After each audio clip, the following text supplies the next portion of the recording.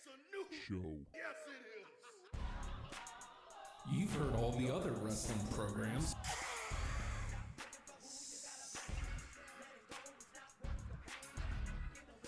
Now it's time to listen to the guys who aren't booty.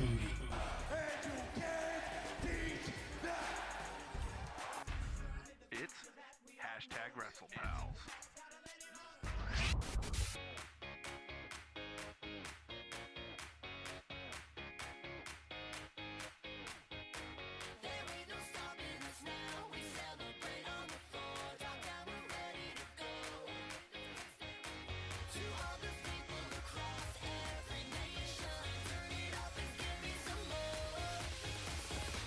Woo! Hey, hey. Hi, everybody. It's hashtag WrestlePals. Yes, it's really the name. It's hashtag WrestlePals. Look over there. Hold on. Does he need a second? Okay, ready? Ready for you? Uh-huh. Are you ready for yourself? Uh-huh. Bring it. It's hashtag WrestlePal, Justin.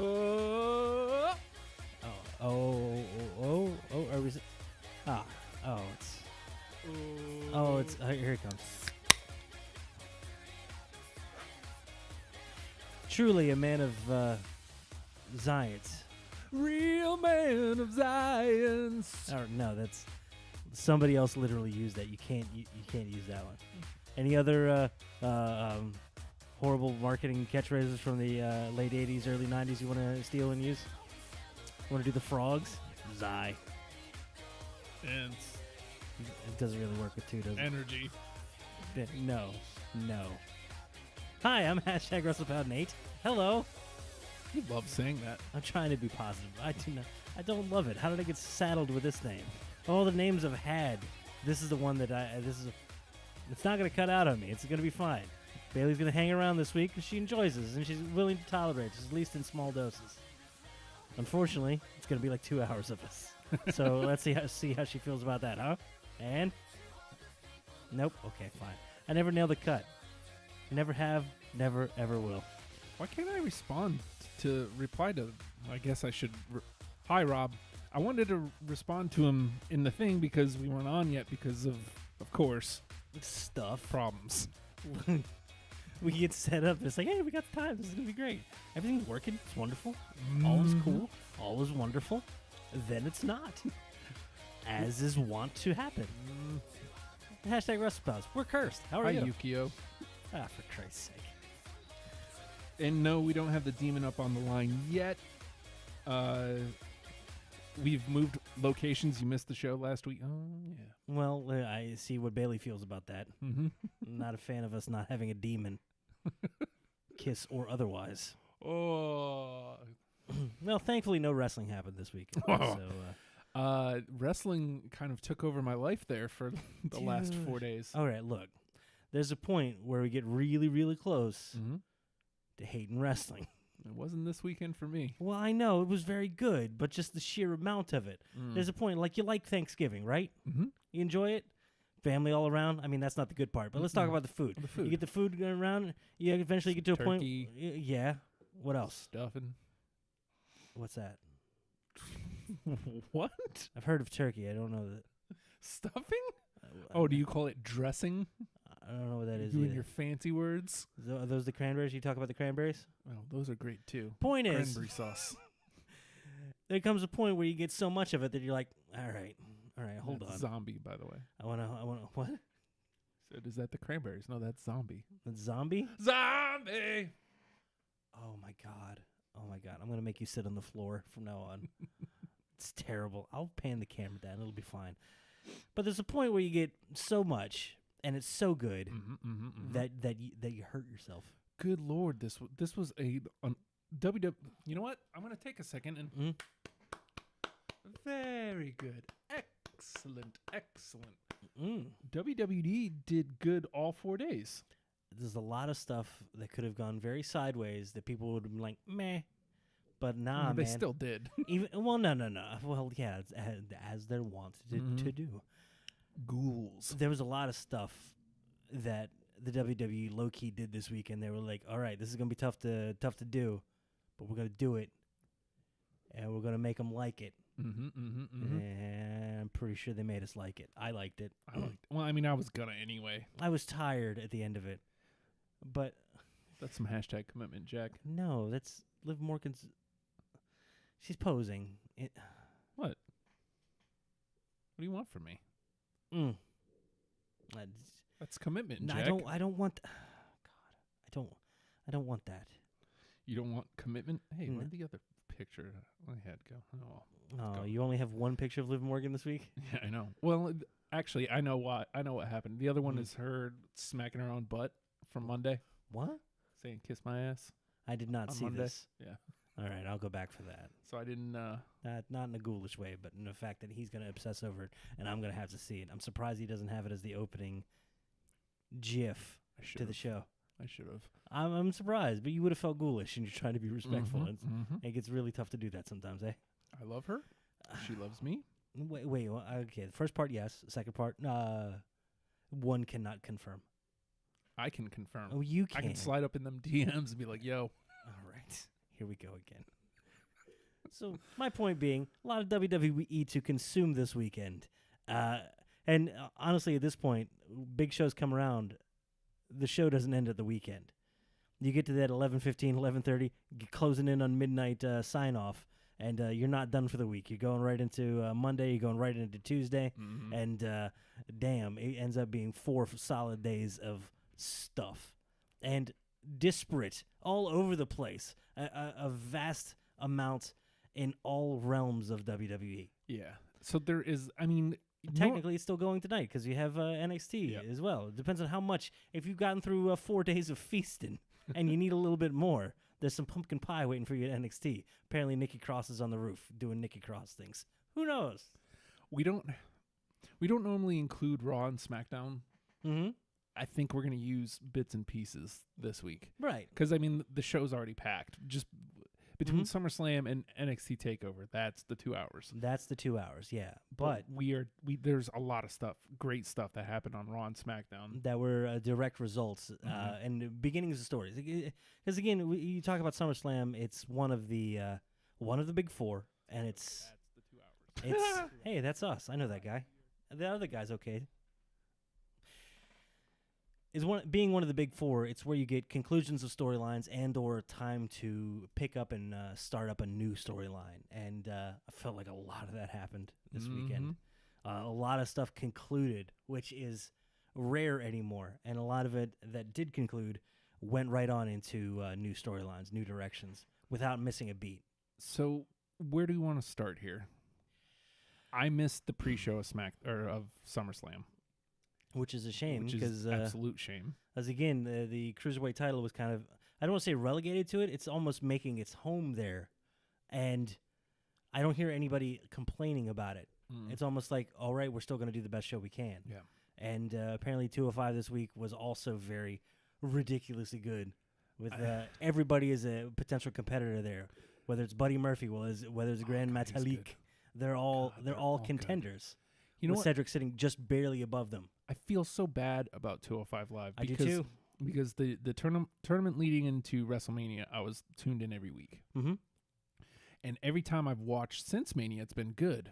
Every single Good time. to great. Yeah. Man, I don't have time for it, firstly, Yeah. unfortunately. And GTA, Oh, Jesus. I mean, Yeah, there's a saturation point, and right beyond that saturation point is 205 Live. It's sometimes I make it a point to try to watch it instead of the other shows. It's like, okay, sometimes you get that feeling that, well, never SmackDown, but Raw can be like kind of marking time a little bit, where you can squeeze in something like a 205 Live, but you have to make a choice to do that. It's not something you could just do. You have to actively pursue it. right. SmackDown Live is almost never skippable. Never. Raw can be, and I Mhm. imagine Raw within the next couple of weeks probably will be. Yeah, you can It's go back rare and check it for highlights. It's not going to be story development. Meanwhile, SmackDown was right into story development. Oh God, and so good. Uh-huh. Oh my God, so good. Okay, so I do know that Cedric retained, which I don't want to say shocked me, but the title doesn't feel hot. Right? But then again, would the title switching over to Drew make it feel hot? Like, I mean, what would light that title on fire again. No, I feel like they're trying to establish credibility with it. What would light it on fire is like a weird return by someone like Neville, or some depth to the. I don't want to say depth to the roster, but more high profile to the roster. And the two ways you can either do that is bring in heavy hitters or allow the roster to build up. I think you just hit it right in the face. I don't know. I don't know where Neville stands with the company because it's been almost exactly a year now, right? He can't stand it because gravity forgot him. Mm-hmm. I assume he's floating somewhere in the stratosphere. Neville and Alexander. Hey, how old do you think Neville is? Contemporary, right? Right around our age? I think he's younger, isn't he? Yeah. 30? Today's his 32nd birthday. Close. He's only 32 years old. He feels like a not weathered, but a seasoned athlete. Damn near perfection in every way, and he just turned 32. Yeah, I mean, I can understand his frustration with his placement, but man, come on, dude. If you're that young, you still have so much time left. Why are you stressing? Well, I think he also is aware of the options available to him. Neville could easily go fit in New Japan, no problem. He could easily go down to CMLL or Triple. If he was down there headlining Triple Mania today, I wouldn't be surprised. This is exciting. Ellie says he's still signed and been seen at the Performance Center. Okay. Well, let's never mention him, and we'll wait and be surprised. I want to be surprised. Yeah, me too. Neville would be a huge heavy hitter. Yeah. Somebody come in as an awful heel. He's been because he can do that. He can come in. He's one of those very few people that can come in and be awful heel. And even though he's amazing, he still gets booed because he's nasty. He's feared, which is something that very few people can do. Yeah. There's Neville and Smojo. Ciampa.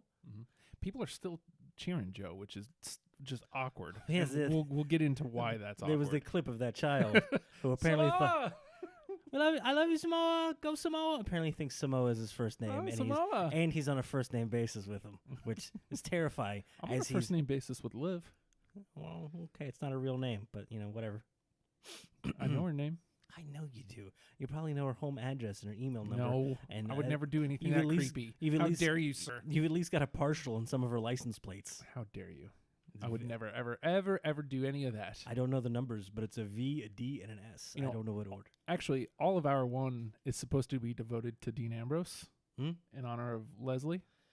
And all of Hour 2 is supposed to be devoted to Liv in honor of me, myself. I don't think I could do an hour on Liv. I could probably do an hour on Dean. He's good. We'll get to we'll get to some Dean. But, okay. I didn't see it, so I'm gonna go back and try to make time to at least watch 205 Live to see where they're going. But Gulak is getting to be just a monster and like a submission technician. He's a technical wrestler in a realm of high flyers without having to have the goofy kind of no fly zone thing.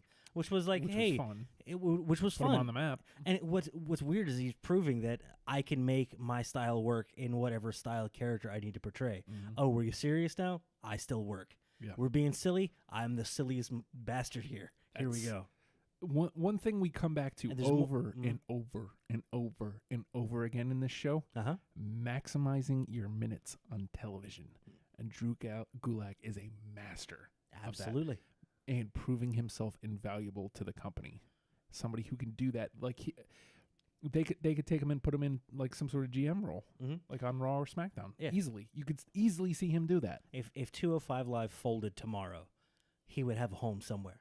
He would be doing something. NXT, but you could see him fitting in on NXT wrestling. Yeah. Sliding over to NXT UK easily. I could see him working his way into the US title picture.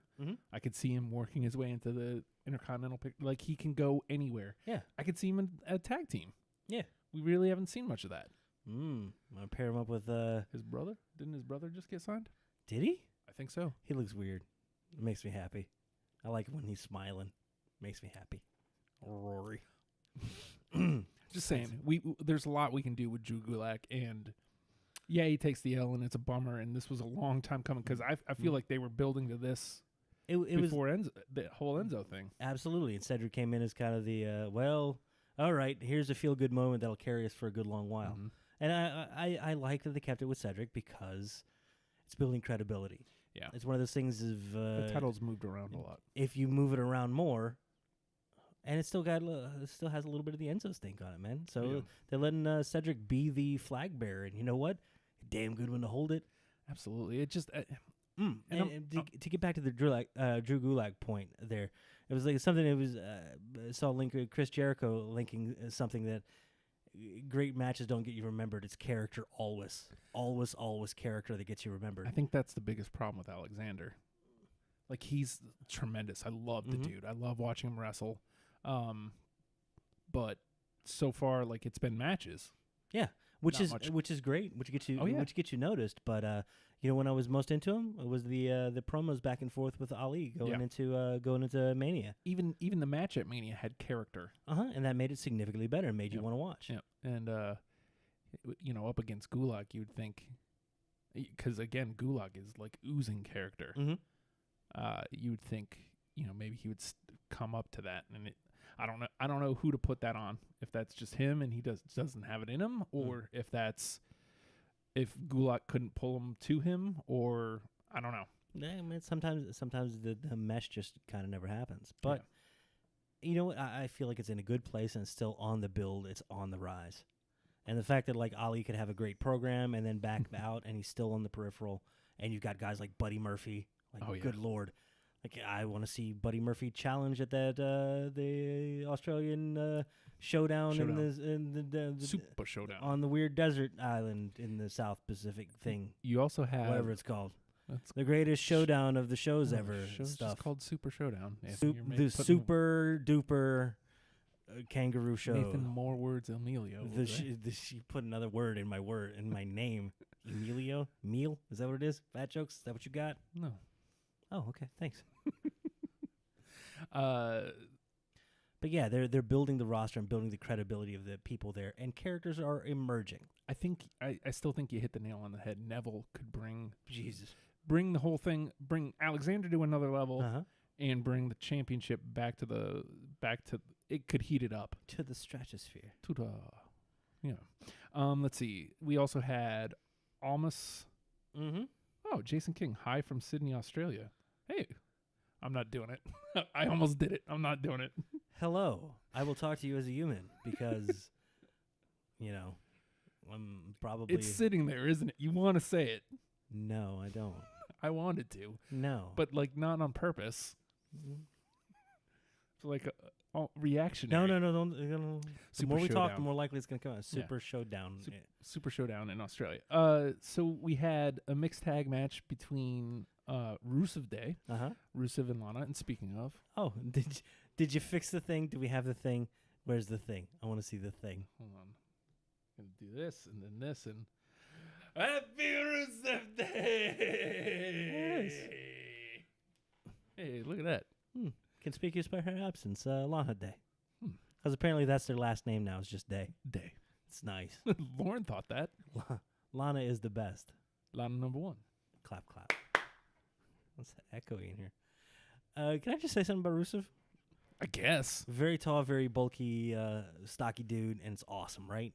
Big, imposing guy. When he does that weird little pose thing where he brings his shoulders up, he looks like he's shrinking and getting smaller. It kind of makes me happy. But he's still like a giant brute.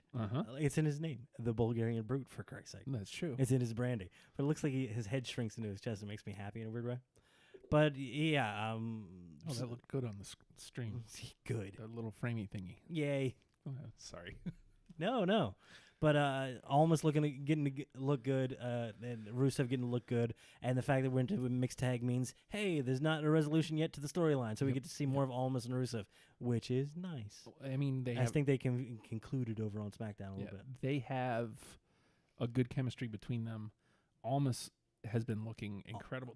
Almas has had chemistry with everybody. That's true. You were excited for a Sin Cara Almas match. Why? Yeah. Because it was awesome. You know who needs something like that? What's that? Dillinger and Almas? Yeah. I think they've worked before. I think we're moving towards I think we're going to see Aiden English versus Almas, and Aiden's going to surprise everybody with some good matches. Aiden is really good, but he's kind of been put in this place, and it's fine. You make your place on the show. He's getting over in character right now. And what did we just talk about? Maximizing as a result. Yep. And then if you can follow through with your matches and back up what you've been acting, all of a sudden you got a permanent home. The man came in as an opera singer / bad guy in a silent movie. Mm-hmm. And guess what? On the roster, and we're excited to see him. Yep. It's amazing. So that, I mean, good for, firstly, good for everybody there, I think. Almost and Vega end up sneaking out to win. But kind of a throwaway continuing the match. And pre-show is a good place because it isn't just pre-show. This is a pre-show of SummerSlam. And it was nice. Yep. And then last but not least, right? We had the Raw Tag Team Championship defended on the pre-show. Which this is, okay. I mean, that's fine just because there was no time to tell that story. Right. Why did Revival get another shot if they were just going to lose on the pre-show? What are we doing with B Team? Because there's only so long. Look, I'm enjoying it. Yeah. I don't mean to make it sound like I'm not, but it's only so long that we can buy the accidental wins. Sneaking by and not doing it in nefarious means. Right. Because, I mean, that almost feels like it should be kind of like weirdly open challenges every week. If they sneak by, if you're just squeaking by the same people every week, week in, week out, week in, week out, it gets kind of old quick. I think this program, though, kind of got screwed with the whatever the hell's happening with Matt Hardy. Right. I still contend that it was supposed to go to a weird 4 horsemen type thing, and that Bo and Axel weren't supposed to get over. That's why they gave him that stupid theme. Speaking of, oh my God, okay. No, by all means, this is important. You need to hurt people. Go. Oh, it's funny you say that. Bring the hurt. Go.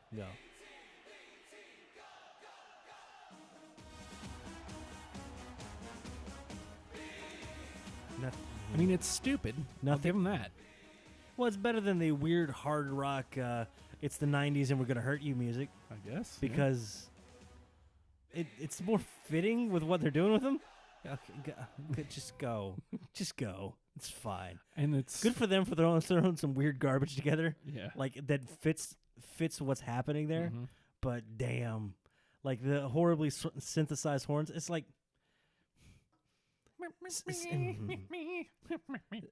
Synth technology has improved to a point where it can sound better. It's never going to sound good, especially to someone who was born and raised as a horn player. When I hear synthesized horns, Did you just call yourself horny? Yeah, I did.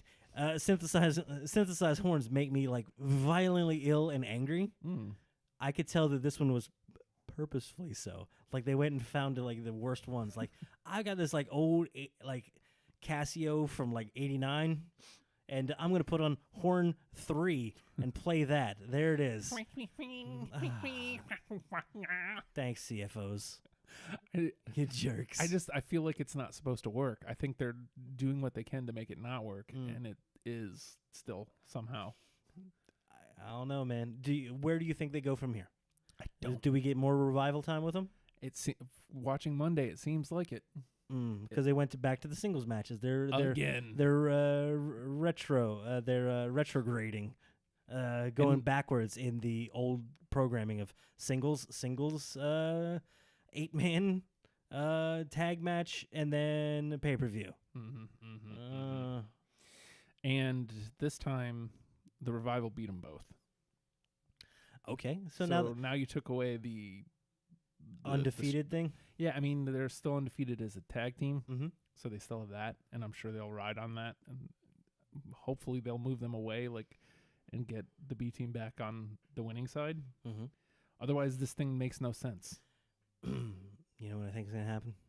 AOP just comes in and kills them, like literally murders them. Maybe. It's gonna make me sad. Maybe because we've got some weird angles coming out of there now. Because not Kurt, he's fine. He's not really weird. It's just kind of odd.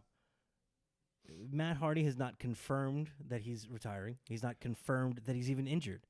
He's played some weird clips like, hey, here's that move that's probably fused my pelvis and my spinal cord. And then I think today he put out a picture of like old like V1 Matt Hardy with just the little sad face thing, just like, oh, and he's looking sad. It's like, oh, man.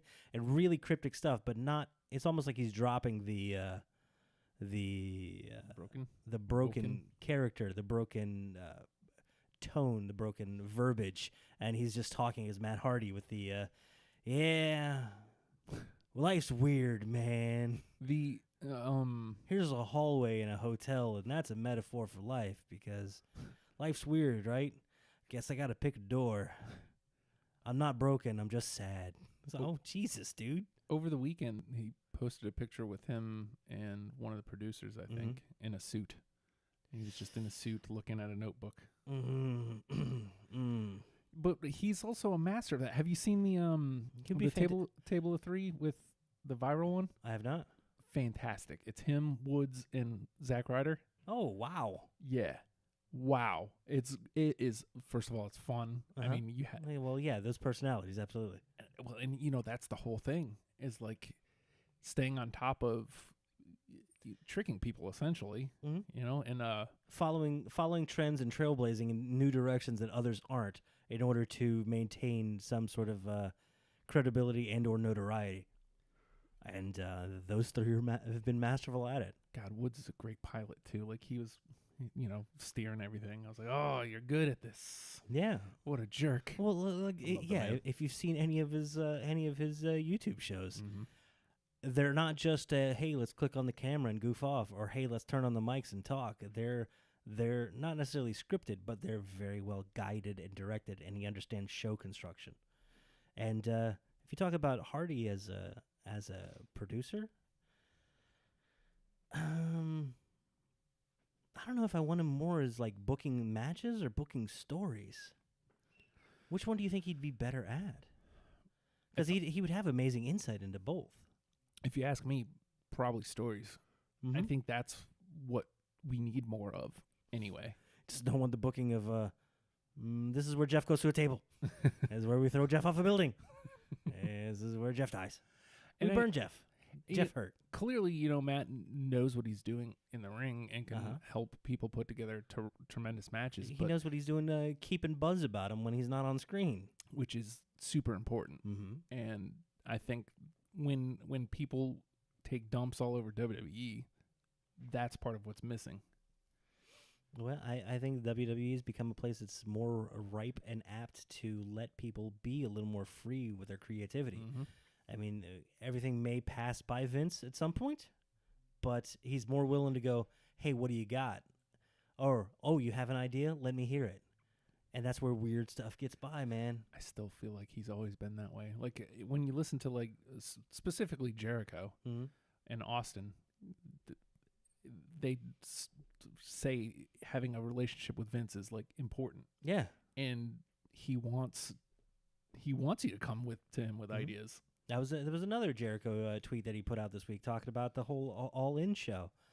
It's like just basically mentioning it to Vince, and Vince, per Jericho, saying that Vince was like, "Hey, why don't y'all come to me and ask me about it? I would have given you some advice, some help, or you know," and didn't necessarily open up the idea of some potential cross booking or anything. But it's like he came back with the advice. Well, September's a bad time to try to book, and blah blah blah blah blah. He seems more open to be free with his advice to help people grow, because I think he's gotten to a point where he understands it isn't just about WWE anymore. It's about growing wrestling in general, and he's more open to the ideas of being more open to ideas. Again, if the health of wrestling is better, WWE is better. Yeah.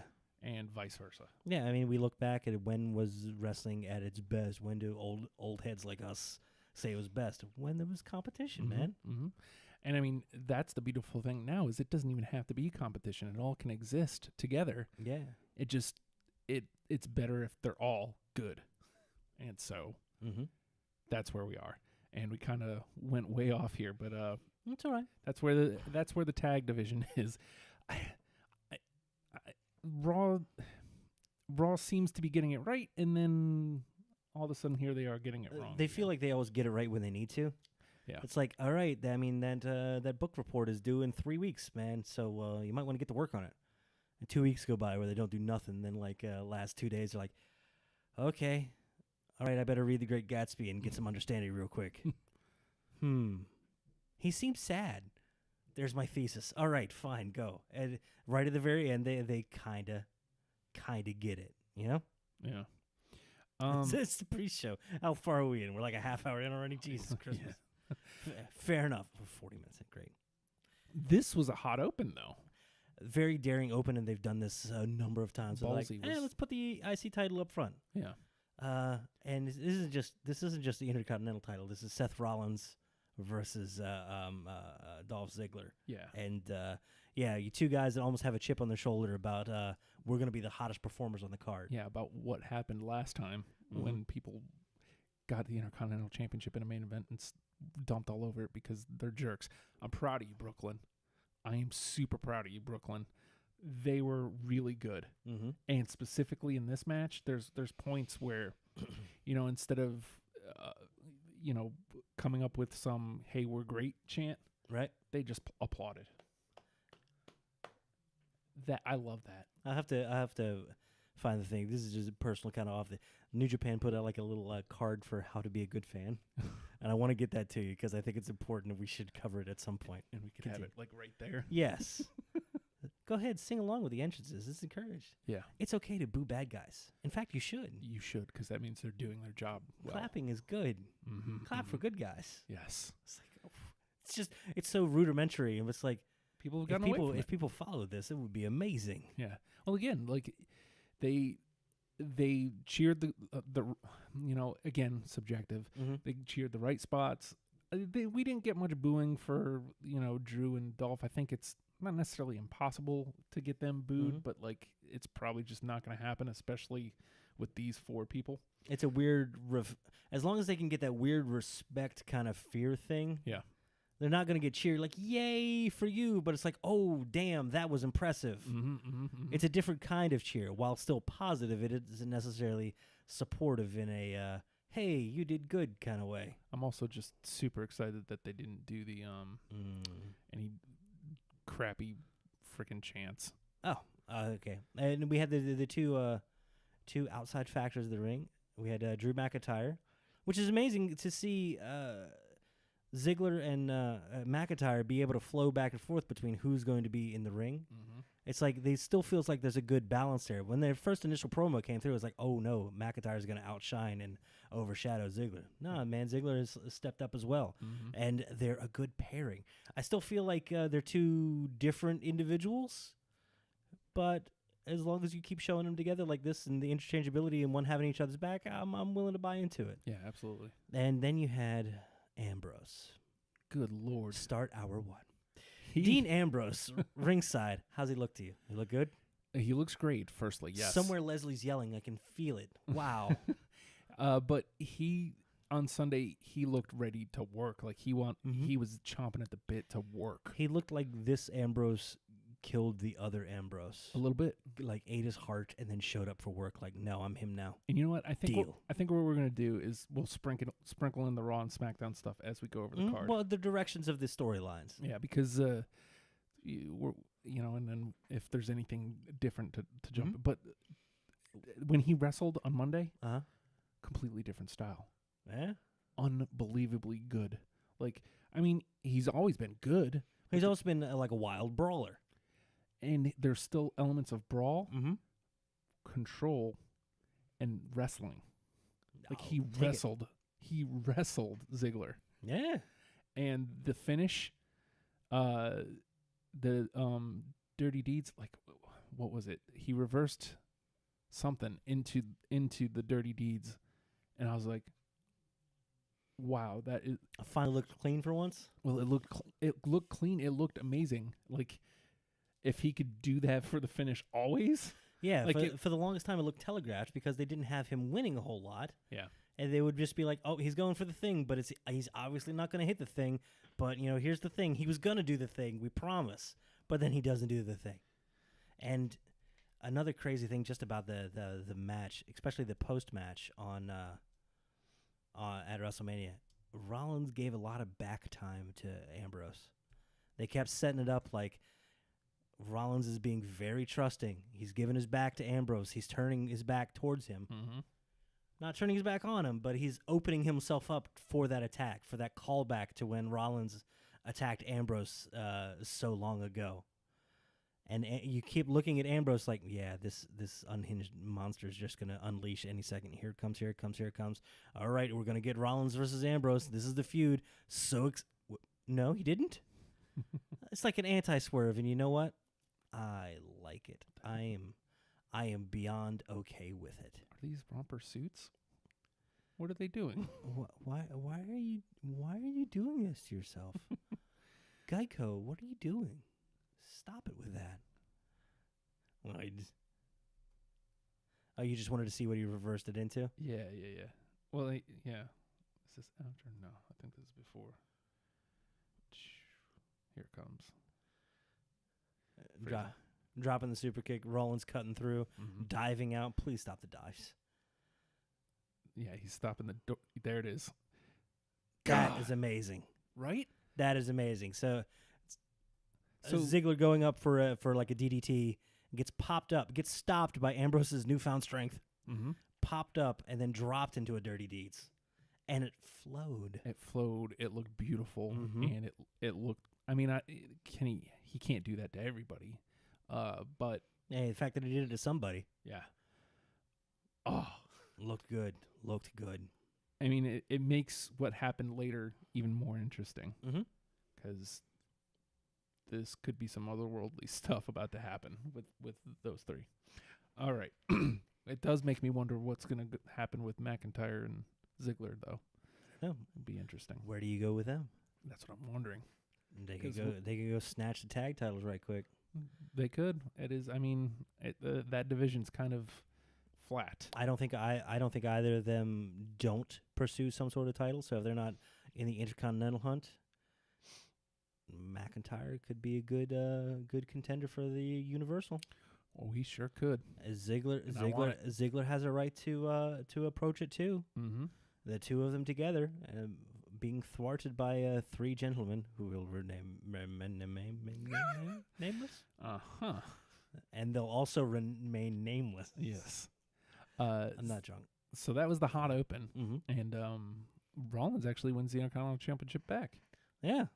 Kind of surprising, yeah. Especially again after what happens the next night. I mean, if two dudes are gonna hot potato it back and forth, Ziggler and Rollins are two good ones to do it. Yeah, I don't think the title loses any steam by bouncing back and forth between them.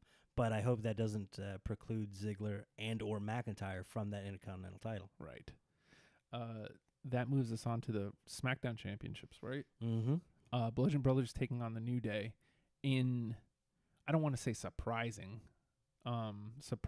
good, but in that spot and with where the Bludgeons have been as far as like just destructive.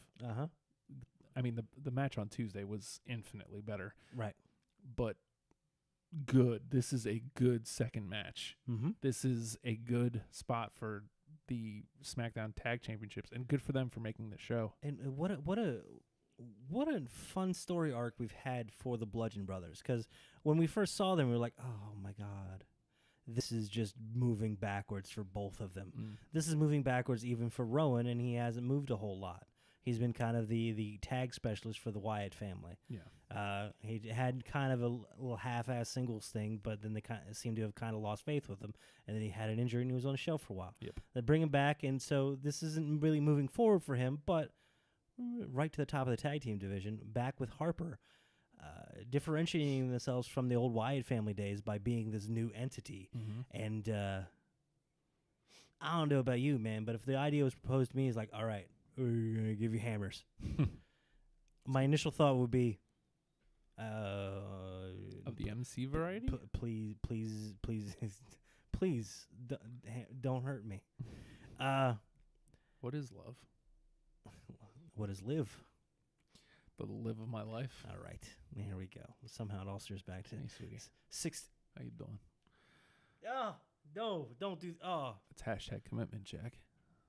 You know, I'm not bae. Ever. Yet.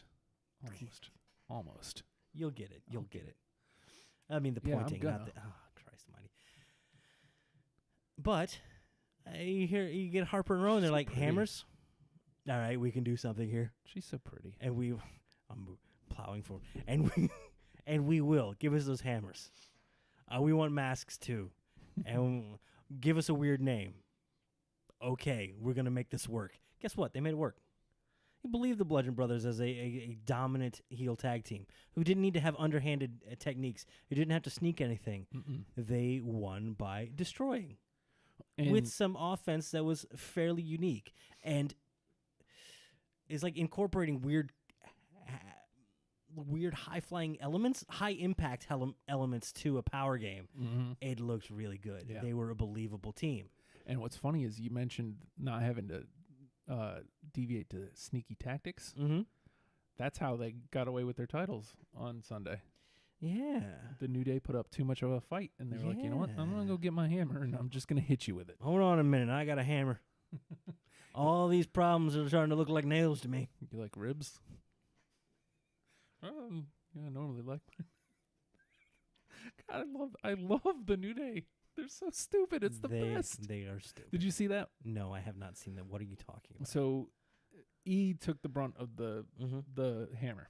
So he brunt of the hammer. What other industry do you say? Okay, continue. The hammering. Perhaps a Cooper. He hurt his ribs, and so Woods and Kofi come backstage and go, "How are the ribs?" And they pan over, and he is eating ribs. He goes, they're all right, I guess. I normally like mine. Like, he's like, nah, man, nah, your ribs. Still your selling actual ribs. Still selling that they took a beating. Yeah. But they're going to be stupid about it, too. So, that moved us into Tuesday night.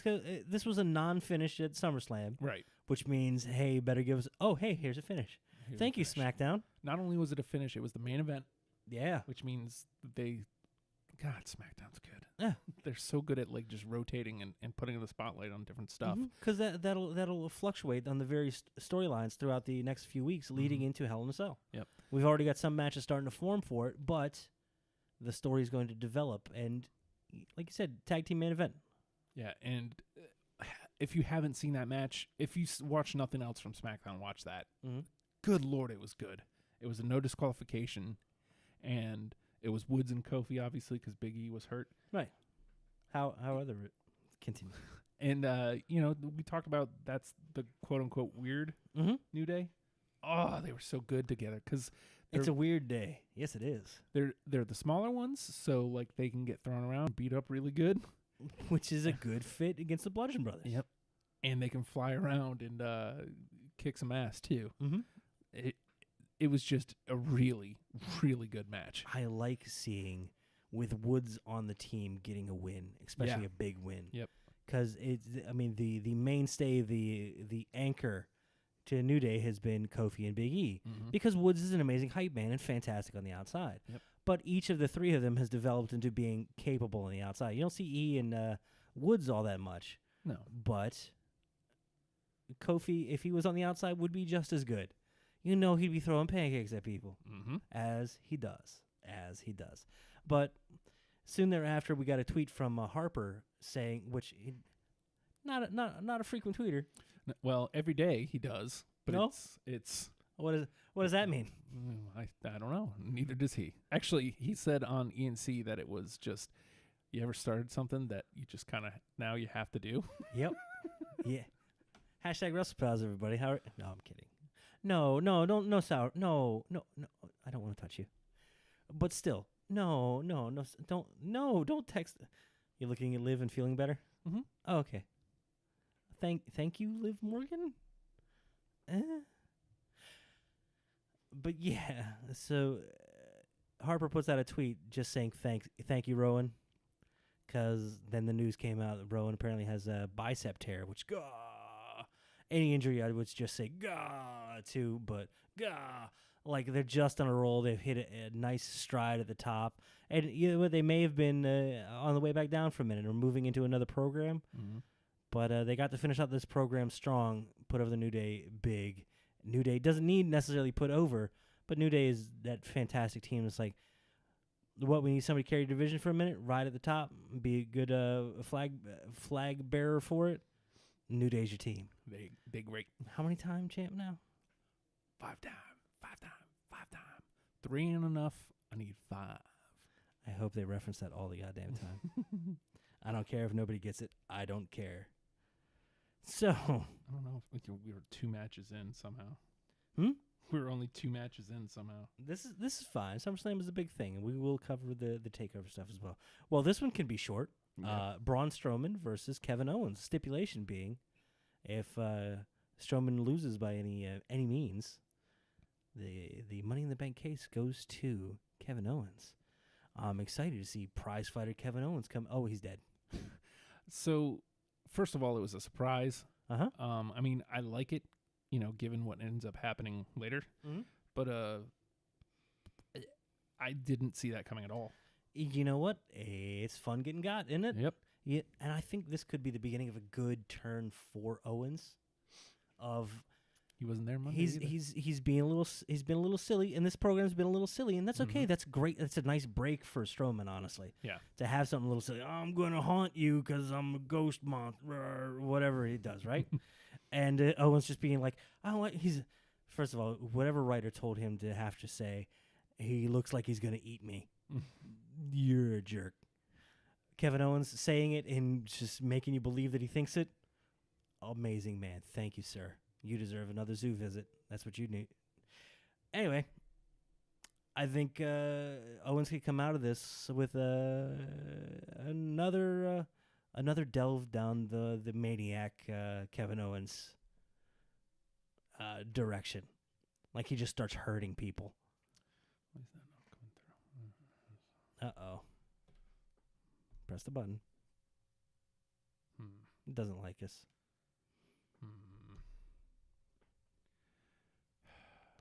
Okay. It's okay. Yeah, you. I was surprised. I was got, and then that's. But it's just Braun like that retains. whole Brock Goldberg match we had a while back. That was like the real short one. Mm-hmm. You know what? That's fun every once in a while. Amazing how you can get that much hype and be that surprised and that good with that short of a length of time. Fantastic showing for Strowman, who maintains his dominance. Owens had something to do, and Owens gets to come out with some new direction. Again, conspicuous by his absence. Ouch. All dead. No, Justin's just stupid. Press the button, Justin. There he is. And match is over. Yep. You okay? You want me to touch you? No. Thank you. God, thank you. Someday he's going to say yes. It's going to get weird. Prepare for that stream, huh? Yeah, looking at Liv. Hold on. Can I look at Liv? I'm not allowed to look at Liv? They are, but I'm not. Hashtag commitment. You get some commitment. You get some hashtag commitment, and we'll talk. I told you. My wrestling crush. I've already told you. The Berserker? No. I mean, me and him had some fun, but always and forever, La Parka. L.A. Parka? L.A. Not- Park? Not L.A. Park. La Parka. All right, so we got to move it along because Yes, we sir. are dragging here. Partially my fault. I apologize. Ain't no thing, man. Strowman retains? He holds on to the case. Mm-hmm. I don't What like- I like him using the case as like a kind of tertiary belt. Yeah. It's fun. It gives meaning to the match. And Owens was the pursuer in a weird way. So Braun got to look dominant in retention. I thought it was going to be weird having the baby face with the championship or with the briefcase. Mm-hmm. What they've done with him, I like. Yeah, dude. Every once in a while, like I told you, Raw's doing that book report at the last minute. You're like, Mhm. well, you got an A. Good job. I I almost believed you read the book. You didn't. So next is the SmackDown Women's Championship. Well, this got a hell of a lot more interesting than I thought it was going to be. Yeah. So you had Carmella versus Becky, and then all of a sudden inserting herself where she's not welcome and doesn't belong. Yep. One Charlotte Flair. Yeah. The heel is Charlotte Flair because she's evil, taking away what's been rightfully earned by the valiant Becky Lynch. Now, it is funny that that's the story they've been telling as far as Becky fought her way there. Mm-hmm. Yeah, man. How do you expect people to boo that? They did months of promos. Well, Okay, so Charlotte ends up winning, and then Becky turns on her and attacks. This was a really good match, by the way. Yeah. But nothing worth really pulling out rather than it's not how it ended. Yeah, it's a more storyline to talk about, and the performers definitely performed the storyline. And Carmella was great in I'm the third person, I'm going to try to start crap between the two of you. Uh-huh. She was really great at that. Uh-huh. Ultimately, you could say she was successful in stirring the pot enough to create dissension between the two. Yep. Did she retain? No. But there's dissension, which she may be able to take advantage of at some point. Yeah, and she ain't done in that storyline. No. And as a matter of fact, she gets her rematch next week. Yes. Which I think will be like the official Becky Lynch heel turn. Because she follows up her actions, which, so after the match, they tea time, they hug, and they celebrate for a second. Mm-hmm. And then Becky kind of backs off and slugs Charlotte, which and the crowd erupts. What? They're supposed to boo. She did a bad thing, Justin. Again, that's what everybody said. And I said, that's not a heel move. Like, everybody says that's a heel move. That's her turning heel. No, it's not. That just like Bayley a couple months ago. That's somebody being frustrated with their position. There are people in a physical realm. Yeah. And they're exerting frustration. That's justifiable. Excreting frustration. Because, the storyline they told with her was Becky's off the rails, man. Becky's not going to do it. She's always the bridesmaid, never the bride. She's a good contender. Mm-hmm. She's never going to be the champion, though. And then we had her get refocused over the course of a month or two where she's just picking up wins, dominant wins, where she's not having to sneak by, not having to scrape by, not having to just barely win, but like, I'm going to take your arm. Yep. There we go. And, earning this title shot. Wrestler after wrestler after wrestler after wrestler. And, she earned her way there. And Charlotte just gets handed the one match. And this is why, the promo on Tuesday failed miserably. Mm-hmm. She definitely came out and cut a heel promo. She very close to, she could have just started saying what, and the crowd would have been like, what? And would have been, and people have compared it to the 97 Austin and Charlotte being Brett. And it's like, it's a fair comparison. Yeah. Who do you want them to cheer? Oh, the badass who's standing up against this paper champ. They could easily walk this back because and that she can still be that badass, and just maybe not use so much heelish language. Mm-hmm. And Becky making mean face makes me happy. She can still make the mean face. Maybe not come at the crowd so much. Like I said, not use so much heel language, but just pull her back some and make her Austin. Yeah. And easily Charlotte can walk right into that Bret Hart that I was born into this role and make her the heel easily. Yeah. Like they don't have far to go for that. Right. And I'm not convinced that they're not doing that. What's amazing is the Charlotte getting the booze, if you will. Mm-hmm. God damn if it doesn't remind me of Ric Flair. Yeah. He's really good and can back up what he does, but he's dastardly and he has almost this weird air of superiority. Yep. And sometimes someone needs to come along and bloody that nose. Sometimes they need to sometimes the son of a plumber needs to grab his face and rip it against a cage and finally get his hands on that dastardly Ric Flair. You understand, if you will? I do. Put your hand in mine, daddy. Mm-hmm. Becky is falling into that. Charlotte is filling that role, which was an amazing thing during Ric Flair's run. Mm-hmm. That is somebody that can be chased and caught and just barely sneak away and be amazing, but physically capable of backing it up. Yeah. Can you think of a time that there was a women's pull apart like that? No. I mean, not since people have been buzzing about it. It's been 3 years ago since that Becky Sasha match at NXT Brooklyn. Right. And that was amazing. But nah, man, there was, excuse the pun, straight fire. Yeah. And Becky being pulled back and just her face looking like she's going to break free any second. I was so excited. Yeah. Usually the pull apart, it feels very fake and forced. But nah, man, she looked like she was ready to tear ass.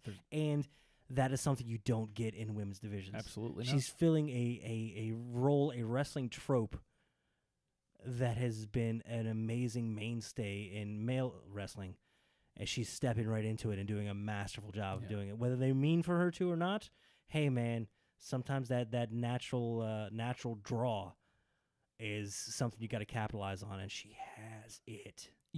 The only thing that bothers me about if she is flipping full heel, which, like I said, technically she already has. That was a heel promo. Mm-hmm.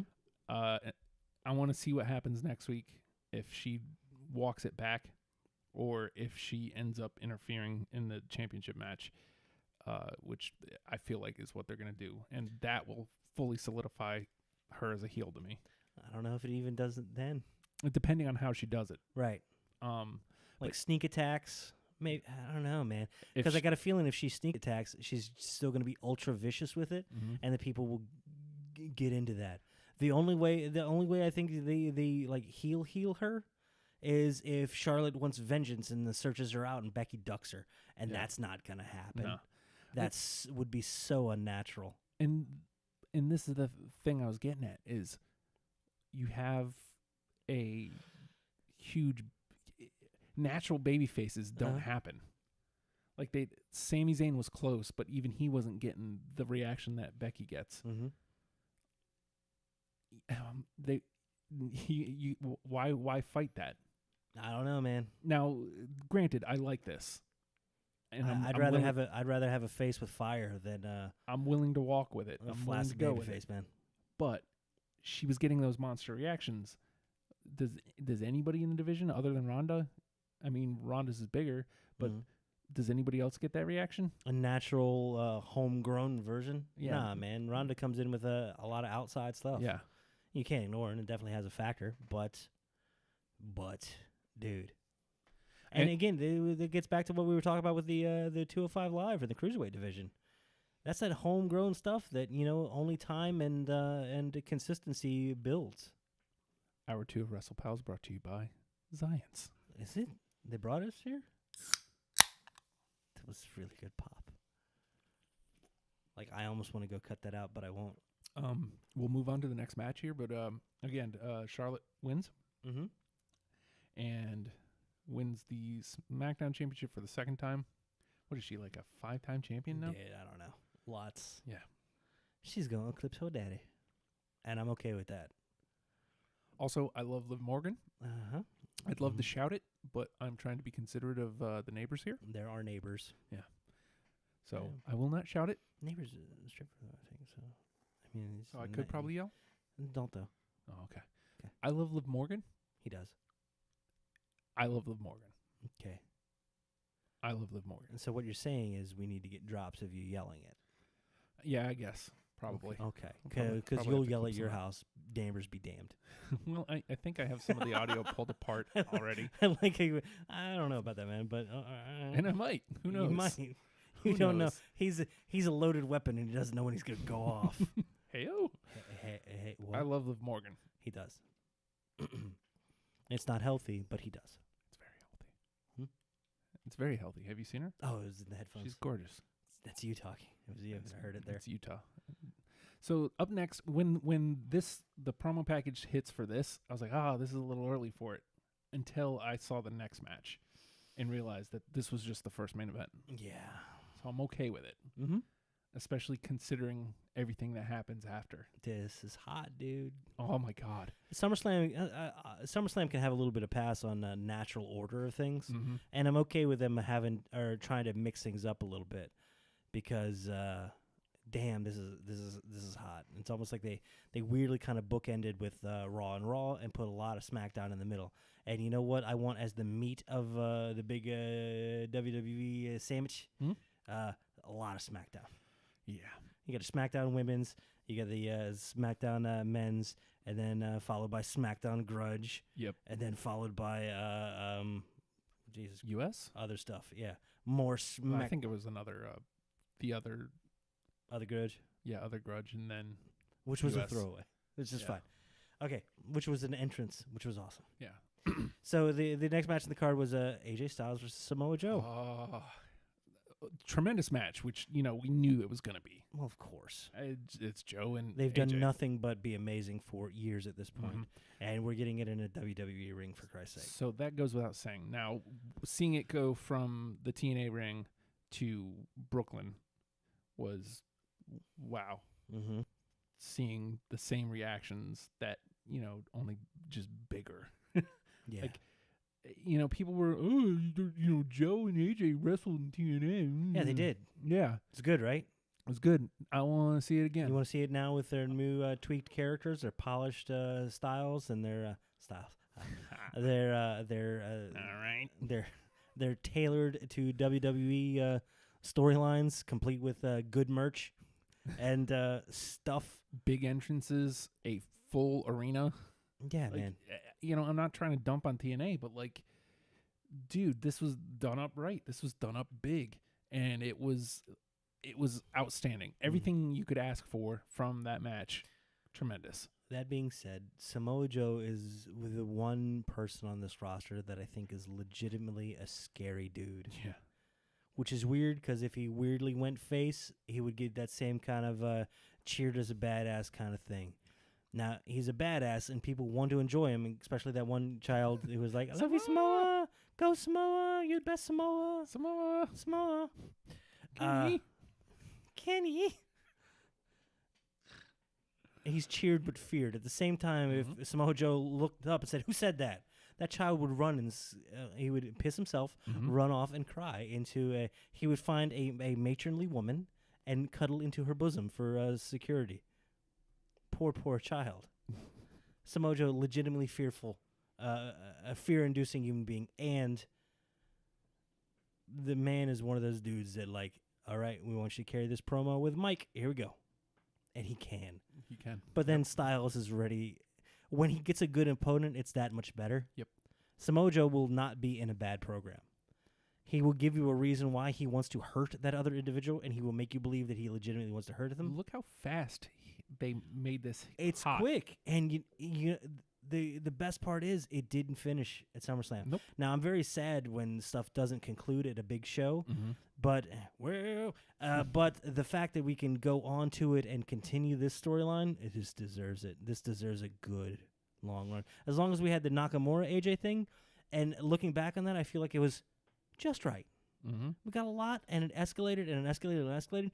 If this storyline between Joe and AJ escalates, and it will, dear God, this Joe's going to bring out stuff in AJ that you haven't seen. And I'm not talking about necessarily, that's nice, not necessarily the in-ring work. It's going to be the character work. AJ oozes some charisma, and he's a guy that's very compelling to watch, but you're going to get to really start caring about him deeply because he's going to be savaged as a human by Samoa Joe. By Samoa Kenny. So the match ends with Joe getting on the mic, yelling to Styles' wife and daughter, "Daddy's not coming home, but it's okay. I'll be daddy." What? Whoa! The hell is wrong with you, man? Immediately crossing the line. Yeah. And, you could feel it. You could feel the building tense up. I tensed up. The whole crowd just goes, "Oh shit!" Yeah, and you see AJ's face, he's just bleeding just a little bit right here, just enough, and you just see him just lose it, and he goes nuts on Joe. That's like one of those. It's like the whole Ciampa Gargano thing. It's like I didn't know there was another level. They've passed up out of that level 3-4 times. We're gonna get the same thing with them. It's gonna end with weird last man standing things. It's gonna end up with callbacks. It's gonna end up with deep evil storylines. And you know what? Great. Thank you, SmackDown, for being ready to tell us a story. Yes. So AJ retains but loses the match to Joe. Meaning Joe has a leg to stand on. And he will. Oh, yeah, he will. Okay, so next is D-Bry and Miz. Yeah, man. Again, hot. Not even close to done. when you have this much build up to something, because this has been more than just on the show build up. This has been behind the scenes build up. This has been off the. This all started, and it was Daniel Bryan that started it. Mm-hmm. I'm gonna say this: Daniel Bryan started it when he said he thought the Miz was a coward. He won't get in there and like take a punch. And that set Miz off to like, I'm gonna promo you into the dirt. Mm-hmm. Why don't you get in the ring and That's right. You can't. And then I'm going to berate you, and I will never forget this ever, ever, ever, ever, ever. And remember that you can't do anything about it. Well, here we are, 115 years later. And Justin, did the match live up to the hype? Oh yeah. Oh yeah. Is Miz one of the best of all time? He's gonna be. Is that weird to say that he's going to be one of the best of all time? He's the perfect mid-card Ric Flair. And you know what? Okay, so I was thinking about this yesterday maybe, or maybe Monday. Okay. He's the last guy to do it the old school way, which is insane to say.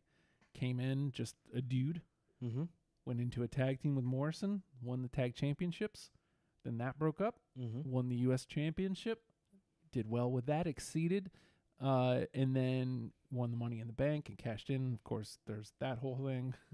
But then he went back to in the course of history, I think it's fine. Yeah. And I'm glad he has that on his resume. But then he goes back to the mid-card, and, for years he's just kind of, a dude. 2016 happens, and look at him now. He becomes a character leader. Like, I hope behind the scenes, and I hope we never find out, I hope that he's a good dude, and he was watching out for people. Because you hear the stories of, I remember, it was somewhere during the pre-show where it's like Booker T called out JBL. It's like, hey, the reason why Miz is kind of an a-hole is because JBL was mean to him and made him dress outside. Yeah. JBL's a jerk. It's like, wow, Book, we're going to get a Book JBL feud somewhere in some Booker T run Texas Federation, man. I swear. That I feel... giving emphasis to that story just kind of weirdly gave credibility to Miz as, like you said, in an odd way, he's become the last of what is old school. It's such an odd way to think about it, but because you remember those times of him being weird NXT dude or weird, hey, we're going to have him host, or God damn it, I know you watch The Real World. And I know you remember him being like, who the hell does this dude think he is? The Miz? What a dumb name. Yep. And you know what? You want to watch it now, don't you? Sorry. It's amazing. King Kenny's been in the chat. Sorry. I've been trying to get a chat thing running, and it's not working. Yeah. He asks, Odd, Seth, and Dean are tag champs before Rival and AOP? I don't think so. Doesn't look like that's where they're going. Which is weird, because...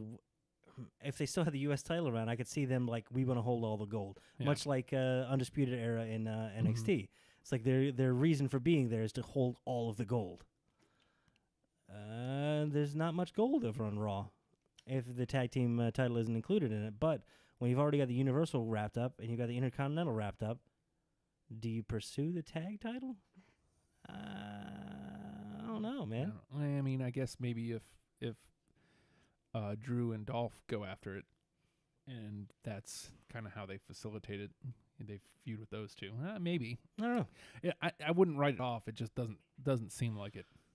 So how did the Miz and Bryan match end, Justin?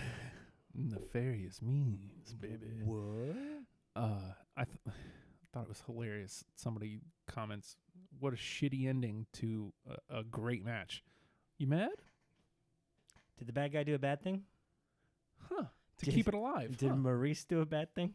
Maurice did a bad thing. Oh, Maurice. Gave Miz some knucks. And Miz... Oh, damn it. We're getting no resolution. We're going to have to continue this storyline. Did you want this one to end? I didn't, but said person did, apparently. They don't need to continue. You want to see the bad dude get his comeuppance. Yeah. If you wait for it, it's going to be better. Well, and also... if you cook the cookie dough, you get cookies. Also, where it's just a fact. Fun fact. If they end it right there, where does each of them go? I want them to fight forever. Oh yeah, but like like where they are right now, I could easily see either Debray somehow getting past Miz Mm-hmm. and then wrestling Joe, who Jesus. somehow beats AJ. Or you get Brian and Styles. Or Bryan and Styles.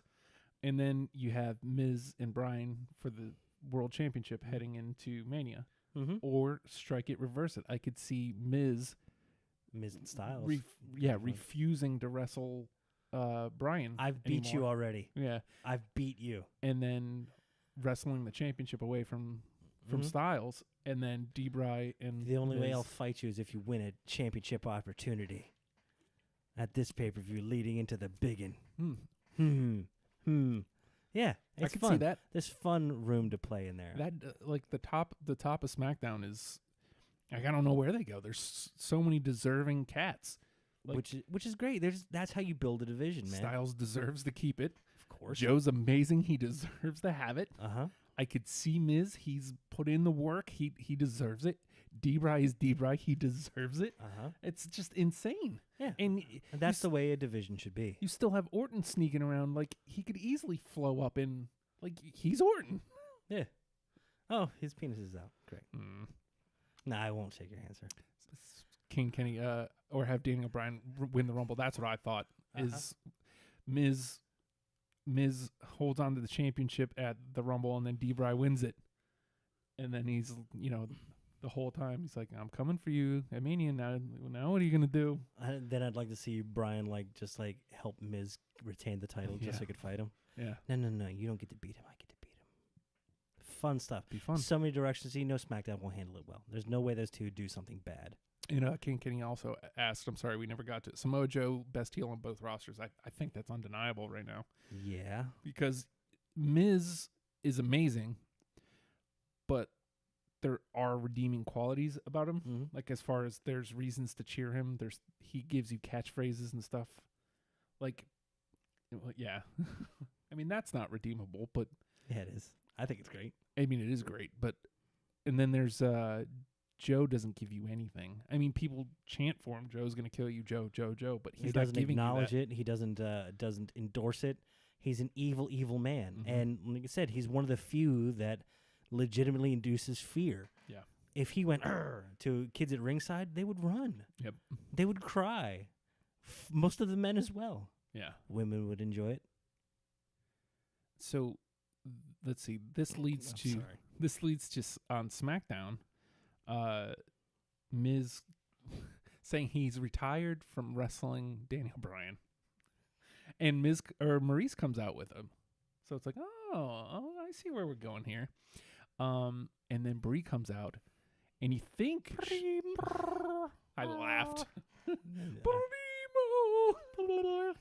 So stupid. The best impression ever. I can't do it at full volume without hurting myself. That being said, so stupid. So stupid. Comes out in Cole Cox, Miz. She punches Miz right in the face. She hit a man. Beautiful, baby. Beautiful. I love it. Yes, Sky. What the baby is beautiful. Sky Monroe. Sky Monroe is beautiful. You're Monroe right. Sky. Monroe Strike Sky. that, reverse it. Mm-hmm. And then Birdie B is Daniel and Breeze. I hope to God they talk garbage about each other's children. Your daughter's garbage. That 4-month-old baby. What trash. Boo. Awful. Just awful. But we're getting a mixed tag match going into Hell in a Cell. Yeah. Look at all the mixed tag matches happening. And you know what? It's okay. I like it. Yeah. I like it. It adds another dimension. Mm-hmm. And it's all happening on SmackDown. It adds character and weird credibility to, and it's not usually top of the card females either. They're able to stand on their own. It's almost like they're getting the benefit of a tag division with the mixed tags without having to have a tag division yet. And they're also again, you're tying, like you said, it's not the top of the division women. Mm-hmm. So now With you're Lana, Selena, and Bree's going into this one. She's part-time-ish. right. And Maurice is very part-time. Yeah. These are more places on the card for the women. Yeah. This is great. You have a high-profile men's feud. You're bringing in women to up it, and they're getting the rub off that. That's great. I love it. Yeah. It lends credibility to them Mhm. via the men and adds depth to the men's story with Yeah. interesting and capable women. Yeah. That moves us on to Balor and Corbin, right? Yeah. Yeah. Call a short man short long enough. I love this. Because last time the Demon came out was SummerSlam last year, I think, against Bray. Mm-hmm. And, it's the Demon King. Like the sell into it was, it's the Demon King, and he's the demon. It means something different. Remember Cole being like that? Yeah. And just, like, killing the vibe? Yeah. All of it? Well, this time they did. I mean, I had a feeling, but you never know. And with WWE, I assumed that they were going to make that a thing. Mm-hmm. They didn't. And out comes the Demon. And first of all, it was great. Second of all, it was great. Mm-hmm. Third of all, he's dirtied it up, which is great. And lastly, he squashes Corbin, Yeah. which is amazing because it differentiates the Demon and the man. And it doesn't hurt Corbin, especially considering his position right now. Right. So, yeah, I mean, that was one of those, like, this is a chance to have spectacle for the sake of spectacle. All entrance, And some quick flash, get it done, get it out of there. and you get to showcase the Demon. Credibility for the Demon as well. And you also, the loss helps Corbin. Mm-hmm. Because He's now got a he reason to be a shit. Yeah, exactly. He gets to come. I wasn't supposed to wrestle that dude. Mm-hmm. I was supposed to wrestle The other dude. the other dude. I don't know who that guy is. Demon. I don't think that's legal. I wasn't supposed to wrestle that I'm guy. a constable. I know these things. Constable Core. Why did that catch? I don't know, but it's great. It's one of those things. I hope it catches fire the same way that Bad News Barrett should have. Yeah. Remember how Bad News Barrett was like, "This is great." Mm-hmm. I just want Corbin to have a catchwitch now, and I'm the constable, so you can Shut your face. You on it, yeah. Needs work. We'll workshop that, Justin. We'll get him a catchphrase. Constable needs a catchphrase. I'm Constable Catchphrase, Corbin. Here's my catchphrase. Yeah. Ridiculous. Oh, Speaking of ridiculous, Jeff. Help Jeff. Please help Jeff. Can't see. Yeah. Jeff can't see. Jeff got eyes on his eyes. Still can't see. Good Christ. Nakamura looks good with the title, man. Yeah, he does. I wish it was the world title, but you know what? I was very sad when he didn't get that, but we got this Nakamura who's ridiculous. First of all, this is a great consolation prize, and second of all, it's lending credibility to him and the title. Yeah. I love it. Yeah. I love it. You got two, again, you talk about SmackDown having like a hot, heavy top card. Yeah. These guys easily play into that as well. And it's about to heat up even more because now Nakamura retains. Not enough nut shots, if you ask me. I asked what the over-under was on low blows. 0? I think there was 0. Boo. I want nothing but Jeff Hardy getting his nuts stomped. That's all I want. I think he would Even weirdly like it. I love the man. But He's like, hold on, I'm going up in the rafter, hit me in the dick. I'm going. why Jump. Jeff Dick. Why is Jeff doing swantons to the ring apron? Because somebody told him that it's the hardest part of the ring, and he was like, yeah? Well, Jeff's going to dive there. You think Jeff can land a swanton there? Jeff gonna try. No, Jeff, don't. That's immediately what I said. I was like, no, don't. Why? No, don't. Why? And he's taking advantage of those new ring posts. Oh, I love those. And it just gives an amazing platform, literally, for individuals to use. And Jeff gonna jump. Bye. Jeff, don't watch shit. Don't do it, Jeff. He got up. Yeah, he did. He got up. Why? That's fine. So we're getting Hardy moving. I love that there's already a story waiting for Hardy. So he lost, but he doesn't have to wait around for the next thing. Yeah, it isn't. I have to hang my head in shame and walk away. It's someone else gonna hurt Jeff now. Yep. And now we also get Nakamura on the next night. As a matter of fact, I think I'm going to show the graphic again. I love this. Dun, dun, dun, dun, dun, dun, dun, dun. Here it is. Hello. Welcome to the United States of Nakamura. Oh, it's so good. Make it work, dude. He's ridiculous. He's a masterful showman, and we haven't got to see enough of it yet. Yeah, right?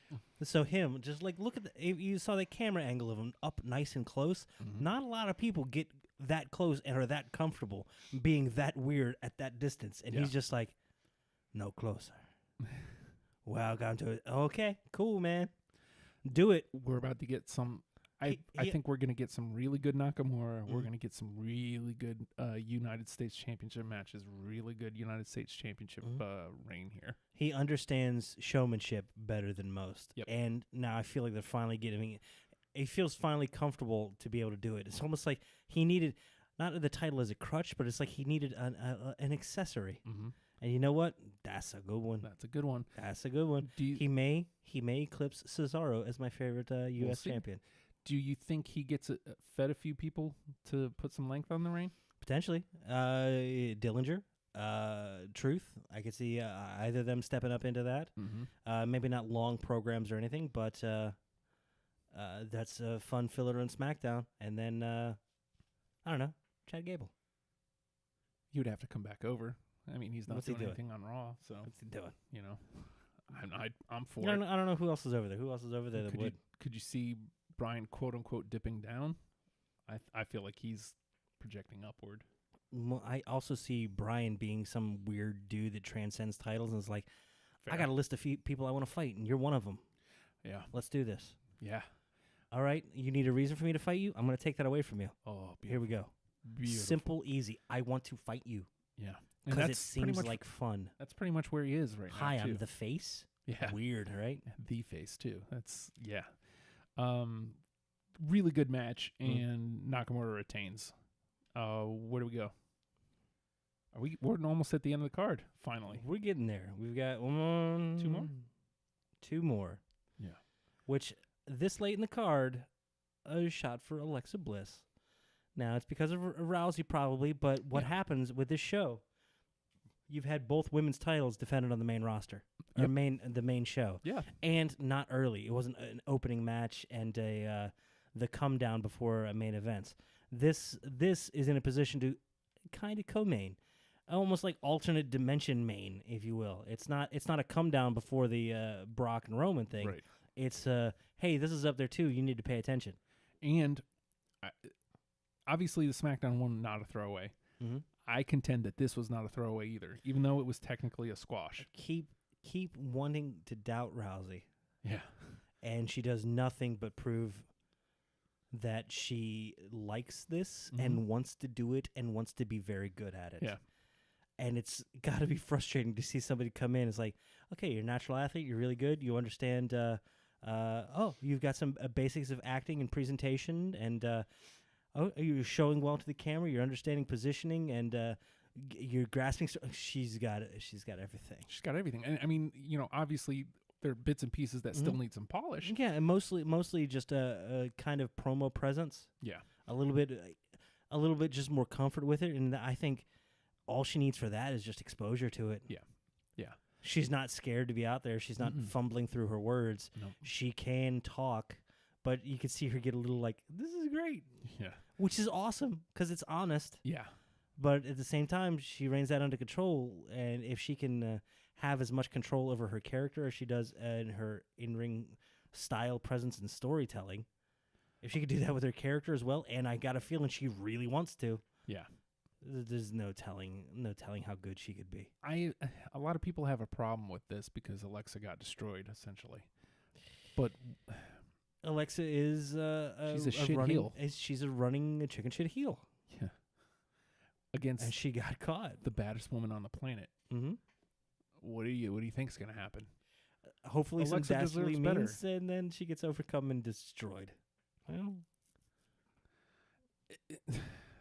I don't know. Like, this is SummerSlam, and you have Ronda Rousey in a co-main spot, you need to showcase what Ronda can do. Mm-hmm. And what she can do is wreck people. Yeah. And you have somebody like Alexa Bliss that she can wreck. Who you want to see kind of take a beating Mm-hmm. because she's done her damnedest to deserve it, and she got it. Yep. And we've had a talk of a lot of the storylines not necessarily concluding at SummerSlam. This is one that got to conclude. And you know what? You need that feel good, yeah, kind of thing. And this was one of those moments. You saw the bad guy get the comeuppance. And you saw a good guy dominate and catch the bad guy and finally deal with it. And honestly, like, I think this is closure to Alexa's storyline of the year rather than just Ronda and Alexa, because you think about even the match against Nia at Mania, she didn't really get her comeuppance. I mean, she got thrown around a lot. It wasn't like this. Right. Well,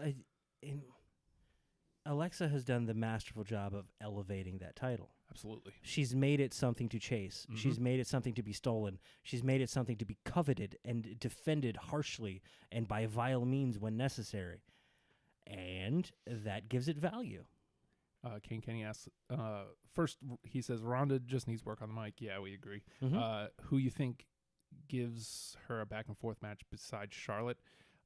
She had a really good one with Nia before Alexa interfered. Talk about Rousey? Yeah, Rousey. Asuka, absolutely. Any of the girls that are coming up from NXT. Yeah. Baszler, obviously. Obviously. Even Nikki Cross was riding around on the... You think Nikki couldn't take her to a limit and give her something different to look at? Mm-hmm. It'd be amazing. I would even Becky? say... Of course. I would even say... And... A feud with Ronda could be something to really reignite a Bayley or a Sasha. Yep. And I wouldn't even discount, say, the Iconics. Yeah. Because they're capable enough to work and to be able to be the steady hand with somebody who's willing to learn. I think there's some amazing things that come out of that. Even if you got into, like, I know we're talking, like, different rosters, but if we're talking, like, anybody dream match on the roster and anybody coming out of that Mae Young Classic, dude. Yep. They would be able to wrestle this fighter, and it could be good. I still wouldn't, I doubt they pull the trigger on this after her father passed, but Natty. Very well could. I think that might have been the direction they were kind of. I think Natty was kind of the training wheels for Ronda. Like, hey, look, we're gonna give you a little bit of backup to give you a steady hand while you make this transition. We think you're doing good. We just want you to have a slight crutch ready to go. Then Natty's been occupied, and Ronda's like, oh, I'm gonna do this. I got this, and she does. She does. And the following night on Raw, I love this. There's like a championship presentation, and Steph comes out, and of course makes it, man, ain't I great? I did this. I started this women's thing because I'm the woman. Yep. Okay. And she basically takes credit for Ronda and tries to claim that Ronda's her protege. Right. All of this is beautiful. And Ronda comes out and goes, what are you doing? What is this? Good response, by the way. Hey, what? Why are they down there? Are you trying to put us above them? Because that's not how this works. I like it. I mean, it's a little, I don't want to say ham-fisted, but kind of. You're trying to demonstrate that she's part of the roster. Right. Which she's had a bit of a special spot. But I hope and I legitimately believe she wants to be part of that roster. I think it's Kurt Angle all over again, man. Like, she wants to outwork everybody. She wants to make everything better. And I can tell. It comes through, and while yes, she absolutely does need work on the mic, you can tell that she's not only trying but getting better. She's getting better on the mic, she's getting better in the ring, crazily. It's flowing together better. She's improving the product as a whole just by being there. Yeah. What and more bringing can you in ask for? notoriety. All you need is some more eyes. Like we talked about, that big figure coming into a 205 Live could make a big difference. Well, Rousey's a big figure, man. Absolutely. Who brought in a lot of eyes and a lot of people who paid attention. All right. So we'll move it on to the main event. Roman wins. Okay, good night, everybody. No, I'm kidding. I mean, there wasn't much to this match. I think they were going into a no-win situation with no possible way to make anybody happy. Brock retains like, oh, great, cool. I'm glad Roman got another shot. We're going to part-timer carrying a belt. That's what's going to happen. That's the bitching if Brock wins. Roman wins? Oh, of course. We're being spoon-fed. It's being forced down our throats. You don't want it. Roman got another shot. Why? Yeah. That's what we would have got if Roman wins. So how do we keep from everybody booing everybody? Oh, you know that guy who kind of destroyed his opponent earlier? He's got a Money in the Bank championship. That means he does. Means he can cash that in whenever the hell he wants. So right at the end, we should have him run down and no, man. Dominant presence. Let's have him march down to the ring, set up shop, and be like, "Yeah, I'm gonna hurt somebody tonight." I like it. First of all, Strowman also put up a picture, I think, on Instagram of him and his girlfriend, and his girlfriend has a shirt that says, "I get those hands," which, hey, good for you. Okay, continue. I like this. A lot of people It gave people hope, man. Yeah. We're going to see some shit. A lot of people have a problem with it. They just did that to not get Roman booed. No shit. Yeah. Yeah. You know what it did? It built intrigue into a match that could have easily been like top of the card and people don't care as much. People are hating everything that's happening here. Yeah. Ugh, what do we do? Strowman as a wild card. Doesn't even have to do anything. It doesn't have presence. To do, yep. Threatening, looming presence. Is it just enough to have it? Put him ringside. Do put him on commentary? Hell no. Have him stand there. Have him stand imposing, staring over the second rope into the ring. Good luck. Because whoever wins, I'm wrestling tonight. Yeah. Dig it. I dig it. Because I was worried what they're going to do with him. Like, how does that work? How do you make this briefcase credible? Yeah. And here you go. Here you go. A looming threat. And he doesn't have to do the heel thing, and he doesn't have to necessarily do the babyface thing of we're going to wrestle down, next week. We're going to wrestle at the pay-per-view. I'll see you at ECW One Night Stand. Braun was there to keep people from beating traffic. Okay. Look, all right. It's funny. I don't care. But still, I know. Even if that's the case, intrigue into a match that they would normally boo. Yeah, there would have been people that said, "Oh, screw this, man, I'm out," and they were like, "Wait, hold on." I kept watching. I didn't know it was going to happen. Yeah, and you had that possibility. All you need is a looming threat, man. Yeah, you don't need to always pull the trigger. You just need to get got. You need to know. Yeah, and again, it comes back to enjoy getting got. People don't enjoy getting got because they think they know everything. Well, you see this situation now, and you have to recalibrate. And you're like, okay, either Brock wins and beat Strowman, or he could lose to Strowman, or Roman's gonna finally win, and then Braun's gonna beat his ass. One of those. Okay, I think I got it figured out again. No, you don't. No, you don't. No, you don't. And that's okay. That's good. That's what's great. I love being wrong. Yeah. Nothing makes me more happy than being wrong. I'm so glad that Rollins has established himself as an amazing single star. Dean's back too, and he's going to be. So I mean, Bannon, Sierra Hotel. As a matter of fact. Oh, you got yourself a old clip. You got an oldie but a goodie, don't you? Sierra Hotel, India, Echo, Lima, Delta, Shield. Now I got to say, the Universal Championship on Raw was amazing. Having it there, having Roman come out immediately and go, I'm gonna wrestle Finn Balor. He never got his rematch. Immediately. First thing of the show. Does this mean next week he fights Owens? Maybe. Please. I'd be in. And then the week after Goldberg. I love that. The Universal Championship for the first time since Owens won it, I think, was defended on Raw. And you know what? It switches gears. And sometimes switching gears, man, is just what you need to get some excitement on some stuff. The Universal title is a presence on Raw. Yeah. And it's Roman Reigns doing it. And it's somebody who is going to get a response no matter what. Boo, cheer. Whatever. Kids buying the shirts, man. Kids are buying the shirts. Oh, wait. Ambrose and Rollins are... maybe I get a Shield shirt. Yeah, you will. Yeah, you will. And they're only doing it to get Roman cheered. And if that's true, Are they ever going to sell those masks? I wish they were those like skull masks again. Those were cool because it's the 90s. Hey man, What?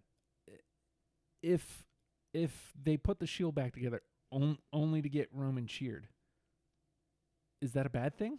Isn't that what you're supposed to do? If he's supposed to be the babyface, isn't he supposed to get cheered anyway? As long as they keep him not fighting from underneath and being dominant and being being in-ring a-hole, Yeah. he can do whatever he wants, and I'm okay. Yeah. I just don't want him fighting from underneath. Occasionally, he gets surprised and has to overcome. That's okay. But like that match with Balor, Jesus. So good. Yeah. Words need to match action. Mm-hmm. And as long as that happens with Roman, I'm buying. Yeah. I'm buying. He's going to continue to get reactions. And say what you will, he shows up, and it's always a good match. Yep. You can't say he doesn't have a good match. Yeah, you can. And you, no matter how much you want to, and I want people to be mad about stuff and be right about stuff and stuff to get better, but it's good. It's good. It's good. How long does that last? That's all on Raw. Who knows? But You can never know if a storyline is right pacing-wise until you're able to look back on it several years later. Yeah. Like I said, the Miz title run, the Miz world title run, I look back in like the pacing of history and what he means now and his place, perfectly acceptable, and I like it. Yeah. Because I accept it as the history, and that's part of who his character is at this point now. Yeah. So this is going to be a weird run, and it could be like the Neville Cruiserweight run where it slowly starts to become tyrannical, and Maybe. eventually his brothers have to put him down. maybe Who knows? I don't it's- know, but I'm going to watch. It's interesting. Yeah. That's exactly what I said to you when the Shield came out. I was like, interesting. Yeah. I had no other words. Interesting. Did anybody expect that? I didn't. I mean, We had already seen Rollins and Ambrose earlier in the night. They're all both kind of doing their same thing. and they were both it- wearing Dean Ambrose shirts. For Yeah. the record. And you still feel like there's some weird tension kind of there. Like, hey, Yeah. these two could fight at any time. But no, they're able to put that aside to help their Shield brethren. Now, you say, did anybody see that coming? I mean, I'm sure a million people, yeah. And technically, yeah, the seeds have clearly been planted over the last couple months. Mm-hmm. But I try not to read in that far. I try not to. Sometimes I do. Yeah. But I try If you're reading a book, don't skip ahead to the end and see how it ends and then Yeah. continue reading. Nah, man, take your time. Enjoy the story. Take a ride, dude. All they want to do is take you on a ride. let them. It's a television show. Now, so SummerSlam was excellent. I really, really enjoyed SummerSlam. Was there a slow, dead spot on the card? I don't think so. It was infinitely better than Extreme Rules. Oh, now. I thought you were going to say the time. It was infinite. Yeah, it was long. I mean, it should be better than Extreme Rules, just on paper between looking at the card and it's SummerSlam. This was a SummerSlam for me. Now, does this waylay any of your fears about having a combined roster pay-per-view schedule? I don't know, because it's still going to be those off ones are going to be the weird ones, like the Extreme Rules, the Hell in a Cells. You know, I'm starting to have more faith in it because I feel that's going to give a weird pacing to things to make them more special again. There's a lot of time where it's like SmackDown pay-per-view. Okay, I'll check it out. I squeezed 3 hours of it. Just felt like a really good SmackDown. Same with the Raw pay-per-views. It felt like a really good Raw. It's okay. These SummerSlam felt special as all get out. Now, granted, SummerSlam. Is Hell in a Cell going to feel that special? God, I hope so. We'll And see. it can. It can. We're going to have to kind of blast through TakeOver, I think.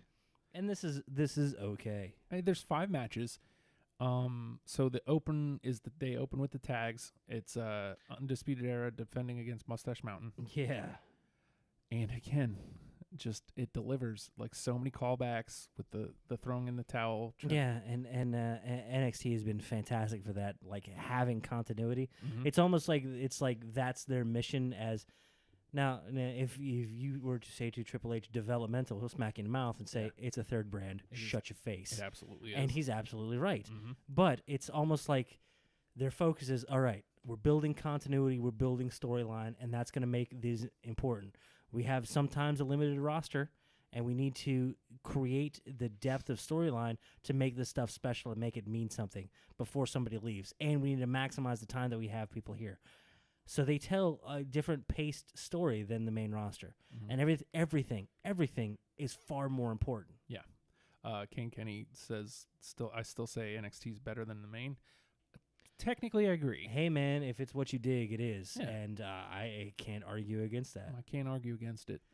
It depends if you're looking for wrestling, if you're looking for story, if you're looking for spectacle. Each one is on a weird sliding scale, and sometimes they vacillate to and fro. But if you want story, SmackDown. You want wrestling, go SmackDown. You want spectacle, you go Raw. You want continuity and making the best of what they have and doing good with doing the best with what they have. NXT is the place to be, man. Yeah. And usually, in an artistic realm, this is just me personally. I would never refer to myself as an artist. But if you limit me and say work within these parameters and do something, that's when I do my best work. If you say, hey, just create, I do garbage. Oh. So you're saying I need to Shut start up. laying parameters down? Yeah, let's see how that works out. And I feel NXT fits that weird mold of, okay, we have kind of a limited roster. These are the stories we want to do and make the best of it.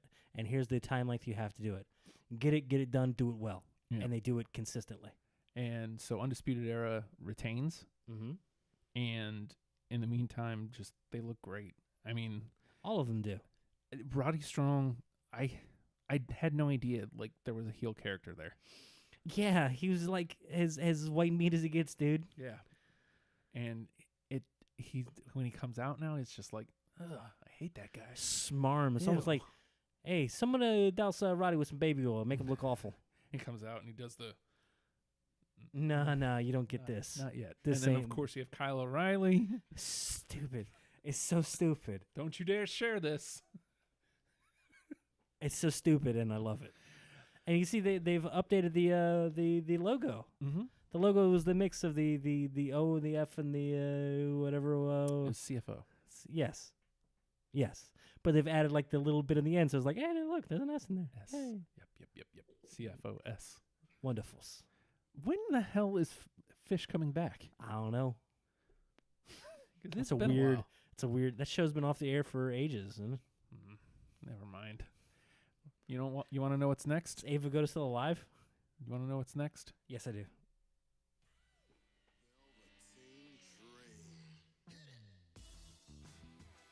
This is all you need to know.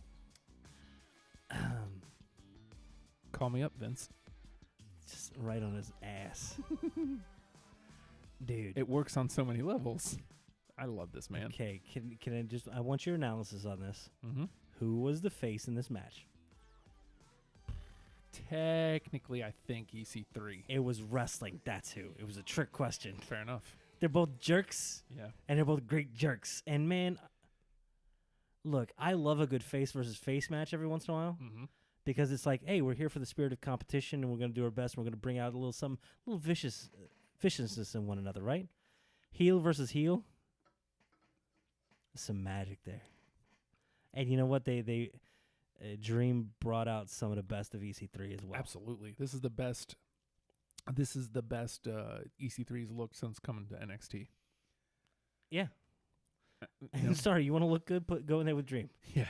First of all, he'll make you important, Mm-hmm. and he'll make people care about you. He'll make people say your name, Oh, yeah. Ugh. and then he'll achieve victory after victory after victory after victory after victory after victory. Victory.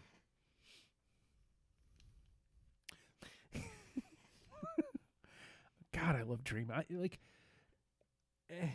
I still see so much there. I mean, I don't. He's got a lot of growth to do. Yeah, He's got a lot of refinement to do. but to be But there, he's honing in on to where be he is. this far at 23, And he's only 14 years old. It's weird, right? how? How? He's gonna grow another foot. Insane. Not like a foot, like feet, but like height. And I hate to say that EC3 has somewhere to go. I mean, obviously he does. I just mean, again, this is just the best he's looked Mm-hmm. since coming over, and now he's a player. Yeah. He's a player in the game. And, technically he could have been because he had a name coming in, Right. but now he's officially a player. Like I could see him going anywhere. The two of them just amplified each other's personalities. And it was absolutely fantastic. Yeah, like you said, EC3 made a very, very big impression on that like North American ladder match thing. Mm-hmm. It was like, I didn't expect a whole lot, and I got a whole lot. Yeah. And now we're getting to see him as a singles thing, and he's really getting to shine. Yeah. And we're getting to see that character development, that assholishness. So good. Master of assholatry. Call me offense. I think Velveteen should look at happened to other NXT guys on main, like Sanity. We've been talking about this the last couple of weeks. And, like, the main roster is full of NXT people. Yeah. Like, from top to bottom. So what do you mean? Give it some time, man. Yeah. Sanity's been there, what, like a month? Well, no, since 2-3 months. There will be a time for Sanity. Where's Sanity at right now? SmackDown, right? Yeah. So with Bludgeon Brothers out, who's going to be your weird wild card, unpredictable heels? And who? Amazing spot for Sanity to fill into. And who feuded with New Day? Just what? Like just ago? to get into this match, right? Well, they had the first round match was with Sanity, and then they had a mini feud going into the last pay-per-view at Extreme Rules. Then they had that match at Extreme Rules. So like, whatever gets the chance for Alexander Wolf to be weird and ridiculous and hurt himself for fun. Sanity will get their time, is what we're saying. Like, you know, I still feel like Ascension's really the only failure you can write off. I still think there's time. And there's time. There's plenty of time. But and you know what? Is they took that page out of the Tyler Breeze playbook of like, well, better do something. Yep. And then they went and did something. And you know what? Fun. I can't wait for Danger Zone to premiere. So Dream beats EC3. I didn't see that coming. I thought almost for certain. I thought Dream had become kind of the, I can build you up, and there you go. Yeah. And I can look good taking a loss because I won't really acknowledge it, and I'll be weirdly recalcitrant. I can't wait to watch NXT tonight. Well, actually, so tonight I hear Nikki Cross is on the roof. Tonight is basically what they recorded at Brooklyn, right? I believe so, yeah. So Dream won't be on it. They'll have recap. And But it's fine. You'll get more beginning storylines. I think one of the matches they had was I totally forgot. A Pete Dunne match, Pete Dunne title defense, and I think Bianca Belair and shoot. Oh, it makes me mad that I'm forgetting her name. Somebody that they thought was going to be like kind of a one-shot deal, who's like, oh no, she might stick around for a while. I wish I didn't, but doesn't matter. Because we're like coming up on some stuff, and I gotta go. Real quick, War Raiders came out and attacked Undisputed Era. Yeah, we forgot to mention that. My fault. And just show up. We're gonna wreck ass. Cool. Here we go. They had a little bit of promo thing, showing off Matt Riddle in the crowd, looking like he's ready to go smoke and surf. Yeah. And you know what? Great. Did they pan down? Did they show his feet? No. He didn't have shoes on, I guarantee. Probably not. That's fine. Mm-hmm. Next is Cole and Ricochet. Dude. Okay, look. If Adam Cole came out and just did, if he came out and just did his entrance and then left, that's my favorite part. Because I think it's become everybody's favorite part. No. He hits this one little finger and he gets his like little smirk like fist, boom. And then a little thing, and he wiggles his butt for some reason, and then Adam Cole, baby. Adam Cole, baby. Now, and he could do that and leave, and I'd be like, that was great. I'm so happy I came out to this show. So, if you like character, Velveteen Dream and EC3 is your match. Yeah. If you like an up-tempo style, lots of spots, Ricochet and Cole tore it down. Has Ricochet ever been injured? I don't know. And how has he not been? Young too. How is he not dead? Oh my God. Like, okay, first of all, the spots a lot of people talk about, he does that like lion salt off the ropes and gets super kicked in the middle of it. Oh. First of all, Adam Cole, fantastic placement. And Ricochet, I assume, was like, I want you to kick me real hard because I like it. What? I mean, just kick me real hard. And he does. You see the recoil while you're upside down flying towards your doom. What the hell are you doing? Yeah. How can you say to your body, like, all right, I'm going to do this thing that's going to hurt us. Let's go. And your body not go, no. No. Amazing. And A leaping Hurricane Rana? Leaping out of the ring, Hurricane Rana on the floor. Yeah. Because I can. Because I can. Well, yeah, what? I forget. There's deep diving into some dumb stuff. And they were talking about trying to help refine Ricochet's style to fit. Mm-hmm. And it's almost like they told him he's got to dirty it up a little bit so it doesn't look so damn smooth. Yeah. You're making it look too easy because you're that good. Make it look like you're working. Yeah. If that's the critique you get, holy shit, you're good. Yeah. And he's so good that he's the new North American champion. Yeah. And beautiful. You know what? We talk about Adam Cole oozes charisma. Maybe.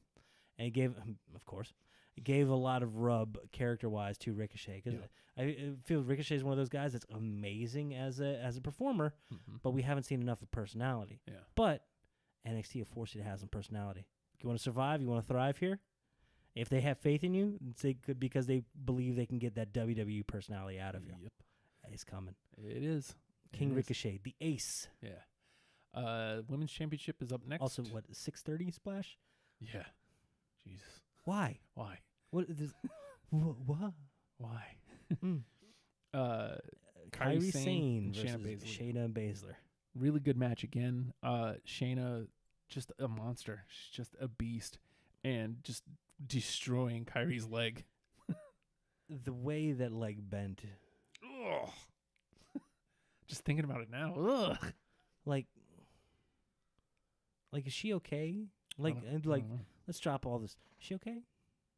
I just want to make sure. Let us know. We're actually worried. Because, dude, it's good for Kairi to just like, all right, let's go. Let's go. Do some fun stuff. Hurt me. All right. Baszler happy about Baszler, again, natural athlete and working hard to get character. And she has character coming through now. She does. She's not just a brute. I fight. No, it's I get frustrated and angry and I'm going to hurt you. And then what was it? It was like after the match. Because it was she just got rolled into a pinning combination. Yep. It was murky. She got snuck. Yep. And that was her thing. She got me. Damn it, she got me. She didn't beat me. I lost. Mm-hmm. Beautiful. There's a distinction.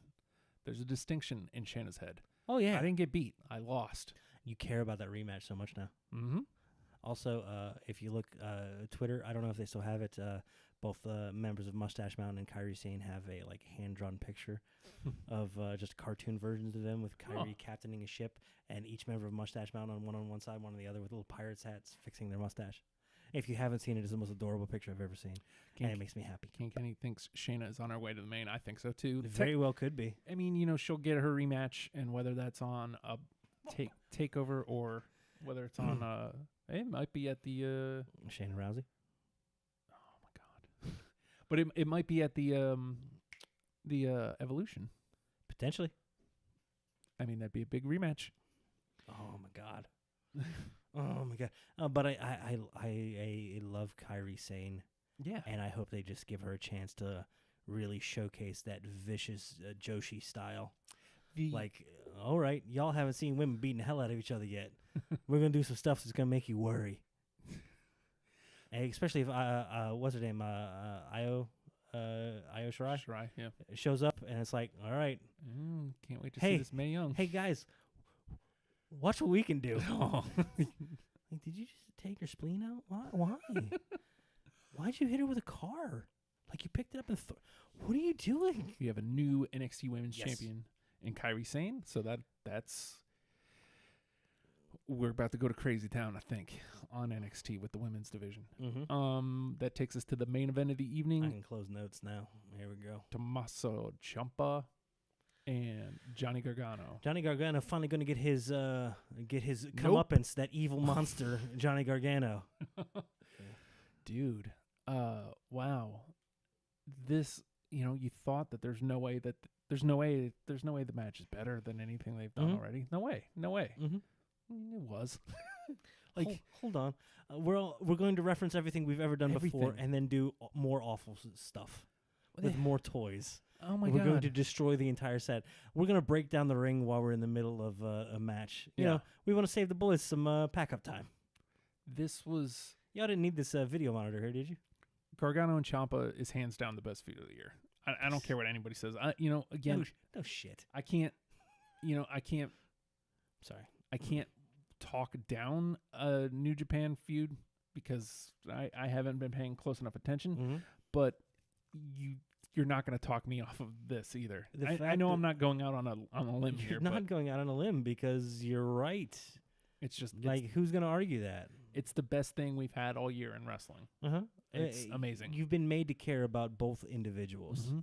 In weird ways, part of you understands Tommaso Ciampa, even though he's been dastardly in every way. And I still hate him. I hate him. And he's been masterful at he's one of those true heels like Samoa Joe. Like, I could see him actually instilling fear in people, but not so much instilling fear in people, instilling hatred. Yes. Again, I hate him. I know, respect, and love the work, and I hate the man, hate the character. And how dare you cheer him? And you will you will get scorn in return, and not the scorn you can enjoy. You're going to feel bad about yourself because you should. I was watching with my wife, and she hate him too. After Gargano comes out, I go, watch this. Nothing hits. She goes, no music, and then Ciampa walks through. Boo! I was like, look at that. That's amazing. That is amazing. How much confidence does that take to just say, no music? No, they don't deserve. I am bummed he has a shirt now, though. They don't deserve an entrance. Let's not discuss it. Not discuss it. I'm sure the man we dare not at mention. I'm sure he does not endorse it. Yeah, and he's just like, eh. I wish he would take a run at it. He's also he will. Don't worry. He's also, don't buy that garbage. People buy it immediately. Yeah, let me show you how much I hate you by buying your shirt. For real, that's going to happen. Yeah, going to happen. He's also the most masterful Twitter troll that's ever happened. He was like, he's mastered everything. Hey, I hear I was the biggest. It was the biggest draw ever for an NXT event. You're welcome, everybody. Like, son of a bitch, what's wrong with you? You're an awful person. So we had that one spot there towards the end where he's begging him off. I'm sorry, and he's apologizing profusely. Oh, you're sorry? Looking for mercy. Yeah, you're sorry? It's too late. It's too late. No, you can't. It's too late. No mercy from Johnny Gargano. And again, what ends up being his downfall? Yep, himself. Himself because of his hatred for Tommaso Ciampa. Tommaso Ciampa brought out something so evil in this pure good man that it's tearing him apart. Kane Kenny asks, odds that Johnny was the one that attacked Alistair? Could be. I mean, because he's the one who wants to beat Tommaso. So, I mean, it very well could be. Probably pretty high, actually. We'll see. Who knows? I mean, who else is high profile enough? And I mean, unless anybody they want to move up, really. Yeah, that's what I was gonna say. If there's somebody, Lars Sullivan has a beef. If there's you broke my jaw, I broke your face. If there's somebody that they want to move up the card, that's a good spot for them. It could be anybody. That's right, Sabatelli. Actually, I was gonna say Cesar Bonani. Conor Reeves. Or Conor Reeves. Did you see that video? You know what? I would see that and be like, all right, let's see what happens. I want to see. I believe in Alistair. I believe he can get somebody over like that. I mean, it could be anybody at this point. I say it as a joke to begin with, and you make me believe it because it's NXT and they can. Did you see the video where they literally basically laid out? They said the entire roster essentially was in that back lot, and they showed them. Good. So it could be literally anybody. It's Rikishi. I did it for The Rock. Ciampa. Is that why? Ciampa retains. Yep. Wowzers, McTavish. I didn't know. I thought for sure Gargano wins and it's over. Nope. Ciampa retains. I almost want to. Ooh, that would be a good one. I want it. King Kenny. I want that. Cassius Ohno. We talked about Cassius Ohno last week. It's like, is he falling into that? Hey, you're almost a trainer now, bud. You might want to wrap it up. Let's get you out of the jerseys and get you into some performance center gear. Yeah. But I think he's got a ton left in the tank. Oh yeah, I'd love for him to be the one to attack Alistair, or he could be the next one who climbs because he's on the rise. I wouldn't mind seeing. I mean, to me, what I've been seeing in him leans more towards heelish tactics, so I could easily, which is where he belongs, man. Yeah, he's got that weird, for lack of a better term, Haas thing. The the Bradshaw Yeah. thing. The I want to say Tully Blanchard, but it's not so much Tully. But whatever, he's got that weird Haas thing that I know has that been was sorely you, missing. Tully Blanchard. It was Telly. He did it. Turns out it was Telly Savalas. It was different. Oh, weird. Tully. You can see how that could happen. And that is how TakeOver ends. I'm glad we looped in like all the great stuff that happened on Raw and SmackDown because that's how it had to be. it had to be that way. Did you enjoy your wrestling Thanksgiving? Yeah. Because, again, that's 4 straight days of wrestling. I'm sure my wife was pretty upset with me, but, oh, my God. But those are two separate thoughts, but I understand. I enjoyed every second of wrestling the last 4 days. Every second of it I enjoyed. Just when I thought I hated wrestling, I was like, no, it's good. that pumpkin pie SmackDown was delightful. We need to figure out what we're doing for All In because it's streaming.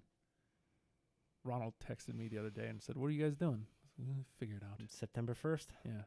So not the coming Saturday after. That reminds me, we might need to peek after the show. Triple Mania 26 is tonight. Had a mask versus mask versus mask versus mask. Maybe we can talk about it next week. Yeah, it was Psycho Clown, LA Park, Jim. Hijo del Fantasma. Jim. And Pentagon Jr. Steve. I hope Steve loses his mask. You know why? Steve Handsome. Steve. We don't have anything extra for the week. Dr. We need Wagner. Dr. Fucking Wagner. Like that wasn't do a it. real Say it right. Sorry. Dr. Fucking Wagner. I can't do it. Gonna do it. Do it right. I'm not gonna. We gotta get out of here. Yes, sir. And there's nothing extra because Nathan needs to go to sleep, man. I've got GTA. I gotta get home. I got work in 3 hours. almost for real. I got work for 12 hours and 15 hours in 3. Shut up, numbers. I gotta let the music kick in first. Yeah. And then I'm gonna do speed rap. Are you ready? Uh-huh. Here we go. What are you, Eminem? Busta Rhymes. Woo-ha. Hey, everybody, we're hashtag WrestlePals. If you dig us and dig what we do and you want to check us out, Facebook.com/WrestlePalsVA. That's the repository for the Facebook because it's on Facebook. Go figure. Want to reach out to us on Twitter? It's easy. WrestlePals at WrestlePalsVA. Check us out there. Justin will get back to you because he's good like that. And if you want to check out the back catalog of the video shows there, YouTube, search for hashtag WrestlePals, spell it on out. Or if you want an audio-only version, you're at work, you can't look at ugly mugs. Well, mine, beside the point. iTunes, best repository for podcasts on all of the internet. Search for hashtag WrestlePals, look for the little wrestling buddies. That's us. Hi. We're like buddies, except we're pals. It's different. Patreon.com/OhiJustin. I was going to sell you, don't worry. If you want to get more on hashtag WrestlePalJustin over there, that's the spot to go to. Patreon.com/OhiJustin, because you get WrestlePals. You get Deprogrammed, the finest music show on the internet, damn it, and I will stand by that. He won't, but he knows it's true. He's just humble. He's good like that. You want to get updates on These Ghouls? You want to know what the hell These Ghouls is? Go there. I'm not going to sell it anymore. Go there for These Ghouls because These Ghouls, they great. And the Ohi Justin pod. Say no to drugs. Yes to pizza. For Christ's sake. Or if you want to reach out to Justin personally and get in touch with him, again, he's good like that. At the Hulkster on Twitter, go say hi to him. Tweet me. He'll say hi back. I will. Especially if you're Liv Morgan. Oh, please. If you want to get in touch with me, well, that's a problem. You're into some sort of weird denial fetish stuff. Go for it. Whatever. At the Nate Project on Twitter, I'll see it. It'll ruin my day. It'll make me feel weird, a little uncomfortable. I'll think about responding for like 3-4 days, then I'll forget about it, and then I'll feel bad. Okay? At the Nate Project on Twitter. Boop. Tweet. Is that all that sells? I think so. Good, because I'm going to bed. Oh. Somebody tweeted me, and another person tweeted me, and another. Don't. Save that for tomorrow while I'm at work. It'll amuse me and make me feel weird, and people will ask me why I'm laughing, and it'll be all uncomfortable for everybody. It's great. Okay, I'm going to bed. Goddamn hashtag WrestlePals.